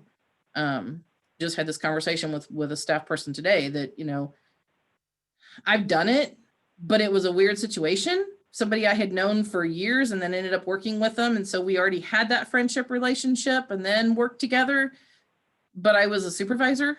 So, but we both knew where those lines were, and, it worked. It doesn't always work at all. So be cognizant of that, and be careful about those relationships that you build.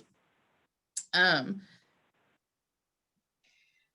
think, Leah, don't you think, like, just be a matter of fact and referring to policies helps with that. Like, Yes. you know, when I started being a coach and a trainer, I obviously coached a lot of my former coworkers, Sure. trained them, and just always referring back and saying, this is what the policy says that we have to do. This is, you know, and just being factual, that really helped Exactly. a lot. It does. Yeah.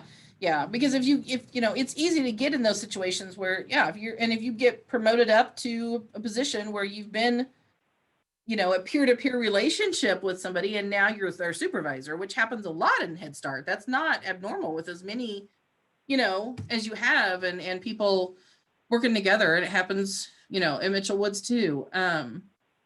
The more you can stick with being as by the book and on policy as you can, and just saying, here's the policy. Yeah, for sure. It keeps you from getting into murky waters where you don't know how to get out of them.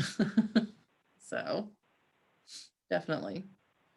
The other piece of it is being able to accept constructive criticism. And, you know, if a supervisor comes in and says, hey, love the way you're doing this and this and this, I would like to see you do more of this. Taking that as what it is, and professional constructive criticism versus, oh my gosh, she hates the way I'm doing this. Not at all what your supervisor just said to you. Don't take it so personally. Take it as, you know, here's some things that I think would be helpful for you, or this is an idea you can stretch this to, you know, move on to this.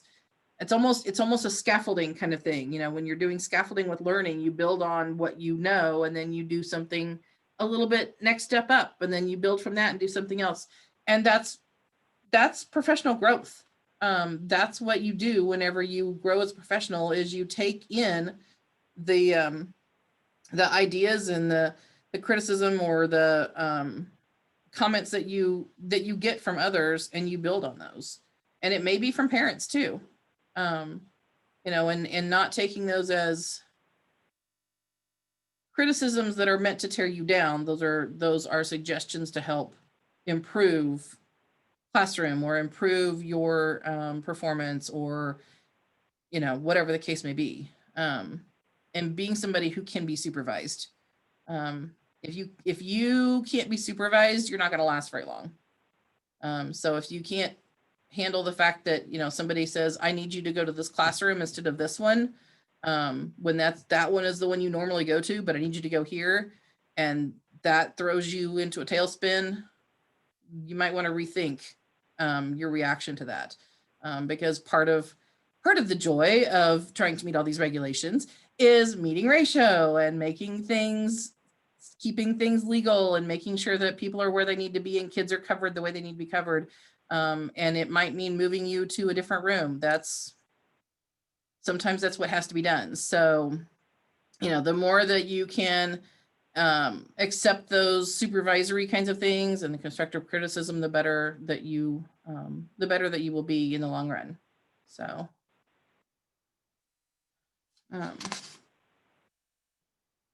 any other comments on any of that?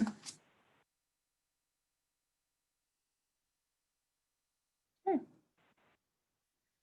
So we've talked a lot about, you know, the things that were actually in the competencies for CDA, but there are so much more. There's so much more to managing a program, and it's not stuff that, you know, we have a lot of time to really dig into. But those are a lot of the things. These are a lot of things that I do all the time. So you know, if any of that is something that hits with you, that you're interested in, or that you want to know more about, or you have to do and you hate it and you don't know how to make it, how do I deal with this?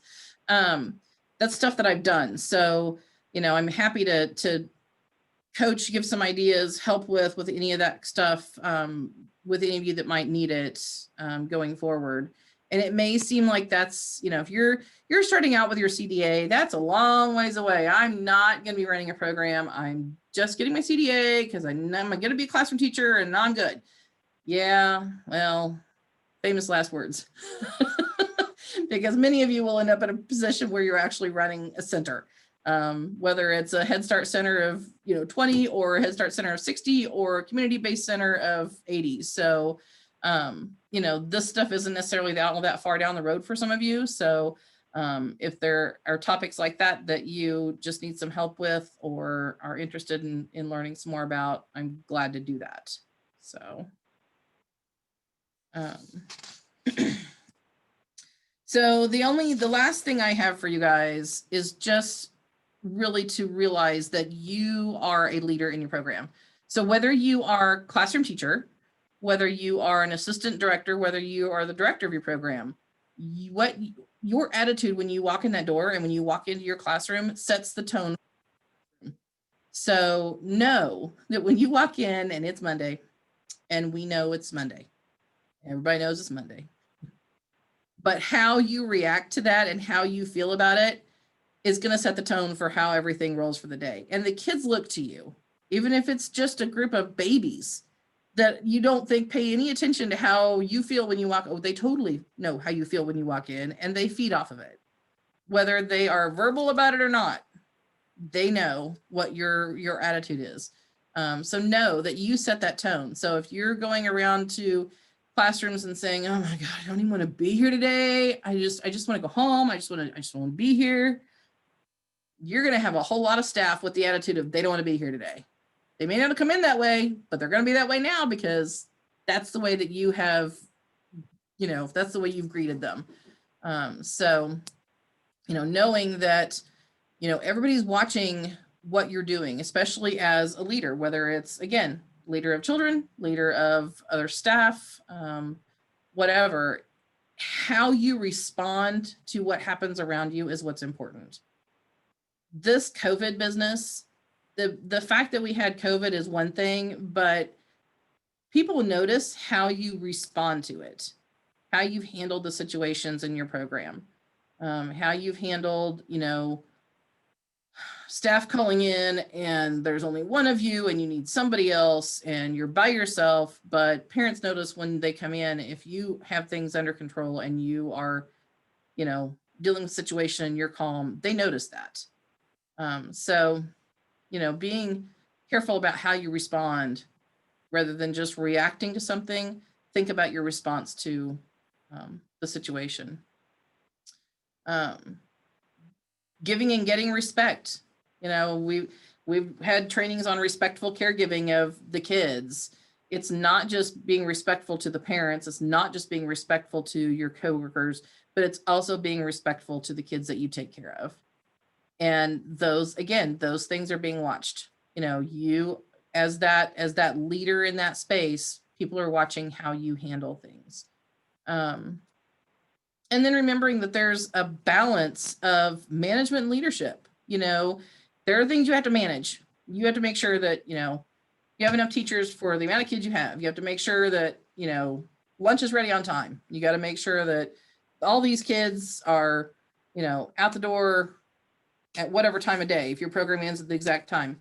But there's also leadership within your job and being the person that people can look up to, being the person that people can say, okay, that's how I want to respond to problems. That's how I want to be on a Monday morning, on a dreary Monday, cold, rainy, snowy, whatever it is, that's how I want to be. And being that leader and that coach for the people that you work with, again, whatever age they are, whether they're tiny, tiny people or big grown people, you're the one that they're looking to, and you can affect how they do their jobs or how they go about their day or how their morning goes before nap time.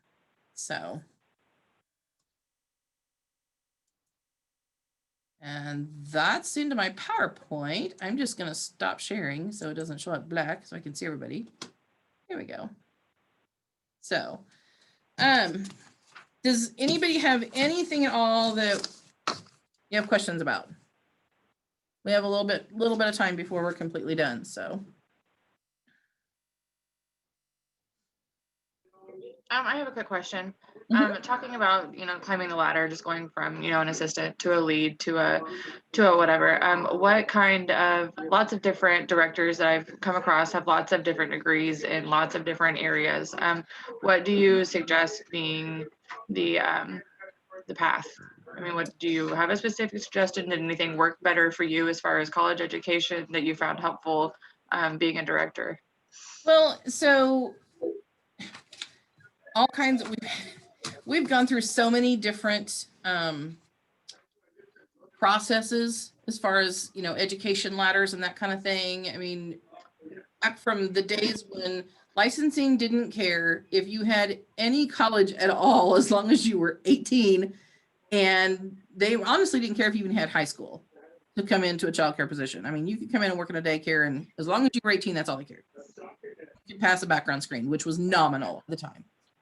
Up to now, with being an accredited center, we have, all of the things that licensing requires now with the background screen and the fingerprinting of that, plus the education levels that NACE accreditation requires. So I have staff will come in with, they have to be 18. I mean, they just do. They got to have the GED or a high school diploma. They just do. But starting CDA is that beginning step, which is what you're doing now. So, we kind of have ours set up in a way that kind of matches that NACE requirement because they want us to have bachelor degree lead teachers. Not sure about the real reality of that happening in our particular setting because we can't pay what bachelor degree lead teachers. Yeah, that's the biggest issue. I mean, we can pay minimum wage to people, but people don't want to pay, Exactly. got to work that ladder somehow. Exactly. So, we are always working towards with our staff having more and more education, and it's just a constant working towards. I mean, I kind of feel like sometimes we're on an escalator that kind of slows down. And maybe we step a little bit if someone leaves and we have to bring somebody else in new, and we keep climbing the escalator as we go. But so really, I mean, we have kind of a wage ladder set up that if you come in as a floater, you don't have to have CDA yet, but that's going to be one of the first things we're going to get started doing as soon as is feasible. And going from lead teacher to a director of our facility, was there any, you said you had a minor, or you had a couple other things in business as well. Have you found your business degrees to be helpful when it comes to directing a childcare facility? Oh, yes. Yeah.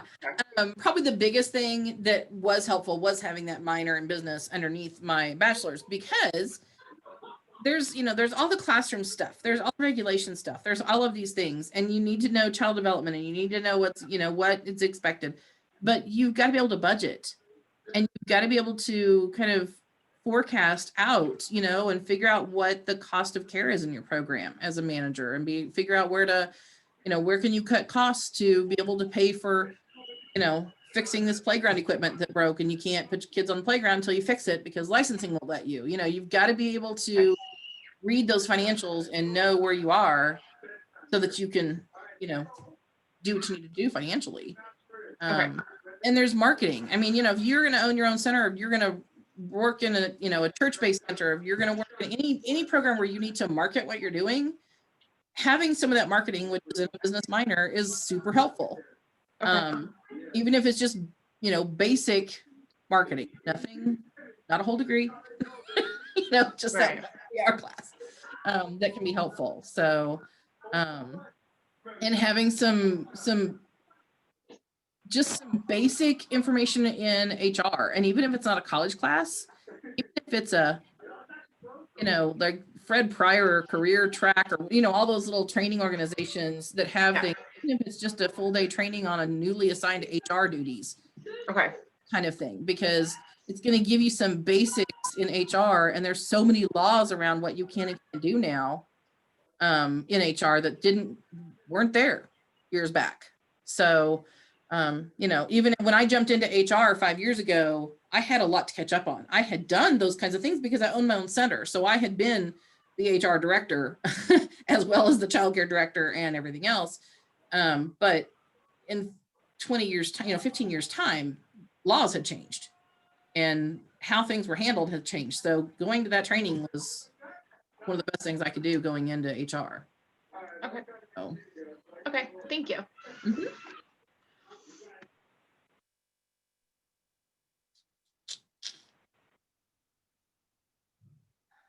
Dana, anything that we didn't touch on that we need to make sure we hit for this one?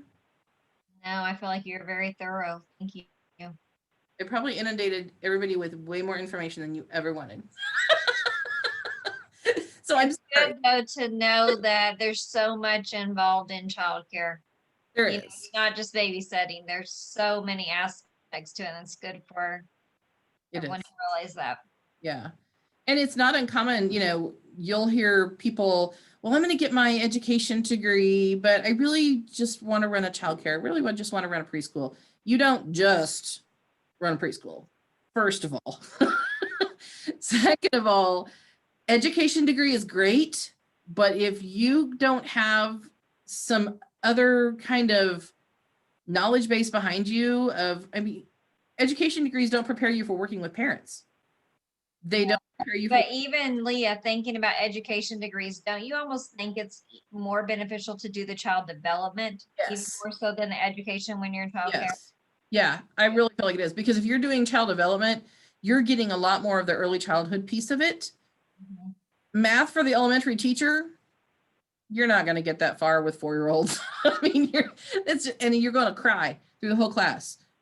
Because apparently early childhood people are not math people. Well, and you're going to miss out on all the brain development pieces. Yes. And, you know, the Yeah. things that are so important to early childhood. Yeah, I feel like all that gets skipped in the, elementary and secondary education. And it's crazy because if you don't kind of understand brain development and social emotional development, which has to happen before you're going to get to academics at all, you're kind of missing the boat. So. And really, and I was thinking about that a lot when you were asking your question, Colin. There is so many pieces to it, but I really truly believe one of the most important degrees you can have as a center director of early childhood is as the growth and development, because then you understand all aspects of the 0 to 5, because really and truly it is not a lot of academics at that age. It really is, the developmental pieces. And so that is really important, but also really what Leah was saying with the minors, truly, because you're a counselor, you're an advisor, you're, there's so many things. You're an advocate for parents and children. Yep, Looking at getting back into school in the fall, I was kind of trying to figure out exactly what I want. I mean, early childhood education is where I was going, but having this conversation and talking a little deeper about what that actually means as far as working at the ladder and being more of a director versus a teacher, and knowing where my goals are and where I want to get to, this conversation was very helpful. Thank you. Well, Good. and also, I don't know if you're familiar with the NCMC cohorts, but those are Yes. so helpful because especially if you're working, because they are pretty flexible with schedules of working moms, just working individuals, but anyway. Yes. That's kind of what I was looking into. Yes. Mhm. And the teachers who teach it out there, they are very much about growth and development. And then you can take that associate's degree and move on to, if you want early childhood education or whatever you want, you can take that. So that's a really great option for all of you to think about once you complete your CDA. Well, and they're thinking about not doing the cohort anymore. So I was like, okay, what's plan B? So having this conversation and talking about that minor in business that you had and how helpful that was for you. For me personally, looking into getting back into school and where I'm going and exactly what I'm going to declare as a major. And now, a minor in business sounds like that would be a very helpful thing for me to look into as well. So on a personal note, that was very helpful. Good. It has been having the business and doing the budgeting, because we really, when I came to work here, I kind of had to redesign how we budgeted for childcare, and because nobody really knew how to budget childcare. I mean, people sitting in the finance office didn't have a clue how to budget for childcare. So I really kind of had to go back and use some of those, finite math for business skills and figure that out and develop that whole. So I have a whole set of spreadsheets that I use, you know, for figuring out the income and for figuring out the expenses and figuring out the staffing patterns and figuring out, you know, how many training hours do I block in, and, you know, all of that. So yeah, I mean, for sure, if nothing else, it was being able to clearly budget for a program that nobody really knows how to budget for unless you work in it. You know, unless you deal with all the funding sources, and unless you deal with, you know, how parents pay and all of that, yeah, it's hard to do. That makes sense. And as a classroom teacher, I make sure the bill That's gets in the backpack. You know, that's something that right. you don't really get any experience with unless you have just that relationship with your director, that you get to sit in on those kinds of things. Mhm. So yes. Yeah, exactly. Good. I'm glad it was helpful. Thank you. Mhm. Well, and this is a really good conversation to have, because this is something where you all should be kind of thinking about, you know, what is your next step? What you know, what do you want to do next? Is it, if you want to continue in childcare and be in the classroom, or continue on to a director's position? I really would encourage you to continue on the educational path. And that's something, you know, Leah and Dana, they're part of the team that kind of, as a community, we really try to circle around you all and make sure that you have what you need to be successful, and that the funding is there, and that the support is there, whether it be the cohort or something different. So Leah is frozen. I don't know. so No, I please didn't do it. do be thinking about, you know, kind of what you might want to be doing in your life, and then reach out and ask for help. You know, ask for advice from us, ask for advice from your director, and know that there are resources out there. And like I said when we opened, what you're doing is incredibly important. What you're doing with kids is so important. So as a community, we are behind you, and we want to support you and make you more successful. The research is clear that what is happening in the early years sets the foundation for later. And if we can invest in a person when they're young, it just makes tremendous payoff later on. It's also very clear that the biggest indicator of child success is you. What you do with them in the classroom makes the biggest difference in how they learn and whether they're successful on that first day of kindergarten. It's not the toys or the books or anything else. It is you, your knowledge and your skills. So we're there right behind you to make sure you have everything you need. Just make sure you think about it and you ask. You know, you talk about it with us. So if there are no other questions, I'm going to ask you to once more put your name and MLPID in the chat. And then I'm going to drop in a survey link. So please click on that. You'll also get it via email. And let us know what you thought about tonight's training, what you want to learn more about. I know that you're the ones who are here with the CDA are pretty structured what you have to learn more about, but we'd love to bring additional training to you all. So please let us know in that survey, you know, what your thoughts are. So I'll go ahead and post that chat now, and then that will also come in the follow-up email with all of those resources that Leah mentioned. There's a lot coming your way, so take a minute and look at it all. Dana, Leah, do you have anything else to add? Or does anyone else have any other questions or comments? Yeah. I just want to remind you, ladies, that your competency statement over this subject, program management, will be due on the 25th of this month, which I believe is the next time that we meet, as well as your resource collection number 5 is also due. So if you have any questions about that, you can contact me through email or Edmodo, or if you have any questions now. And Abby, I found yours, so you're good.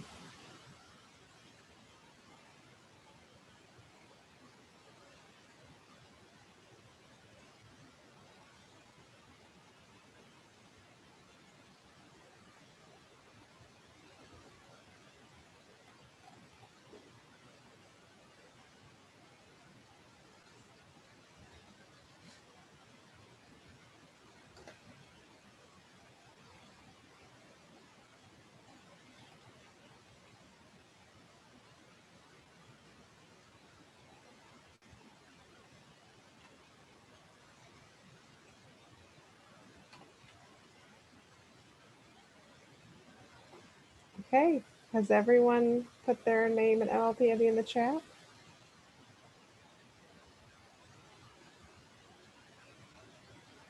Savannah, did you put yours? I don't see you. You did. I saw hers pop up. Okay, I don't know that I'm seeing everybody for some reason.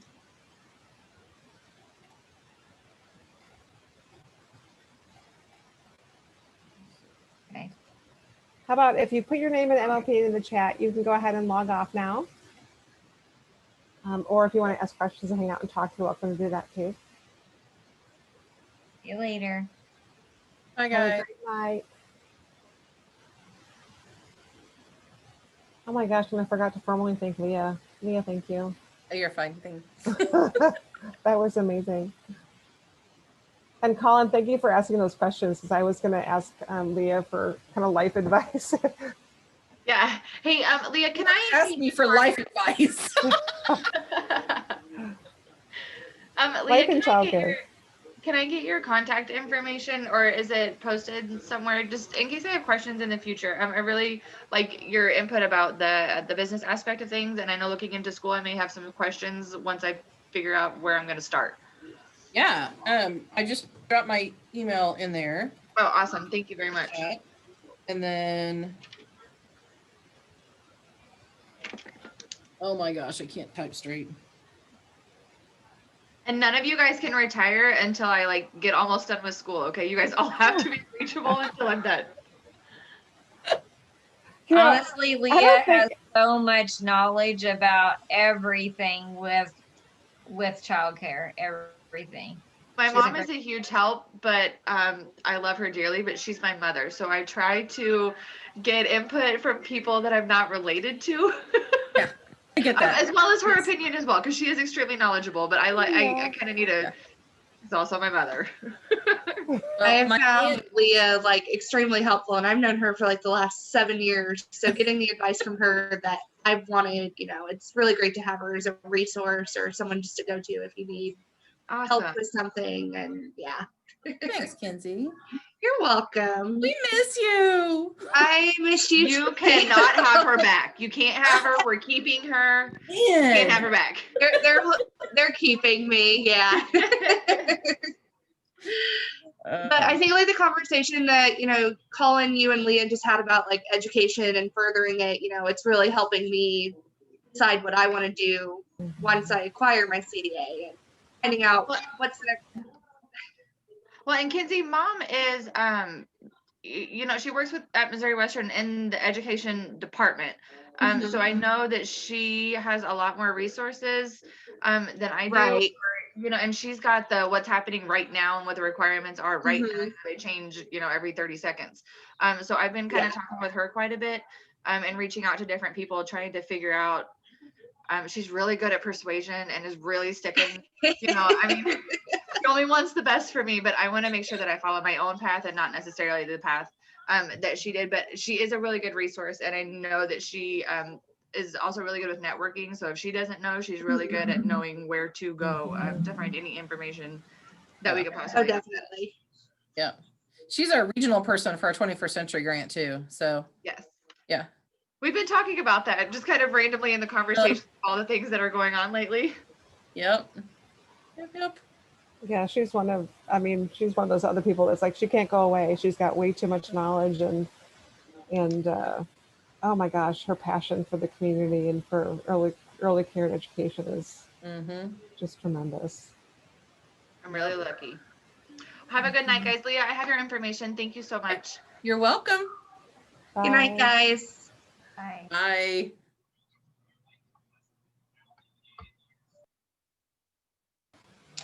Okay. So I think, Dana, I think I was able to cut and paste, so you don't have to worry about finding the chat or anything. Oh, I just okay. cut and paste from the, so let me do it one more time just to make sure I have it all. Okay.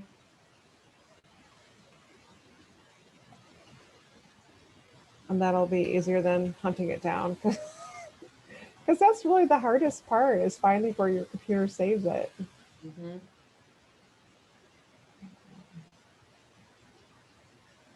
Well, I hope I didn't put, there was a couple of them that had the kind of the glazed over, yeah, this is not me.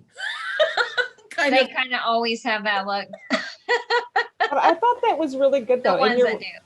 And you're right, Dina. They need to know that there's something that like kind of what's a little bit bigger. And I thought, Leah, the way you tied that in with this is why your director needs this. This is how you can help your director. I think that was really good. Yeah. So, I do too. well, yeah, I mean, if you're going to take on a classroom, you're taking on a classroom. You know, mhm, you can't just be the, I'm going to write the lesson plan and do the activities person and not and make sure everything's, running. mhm.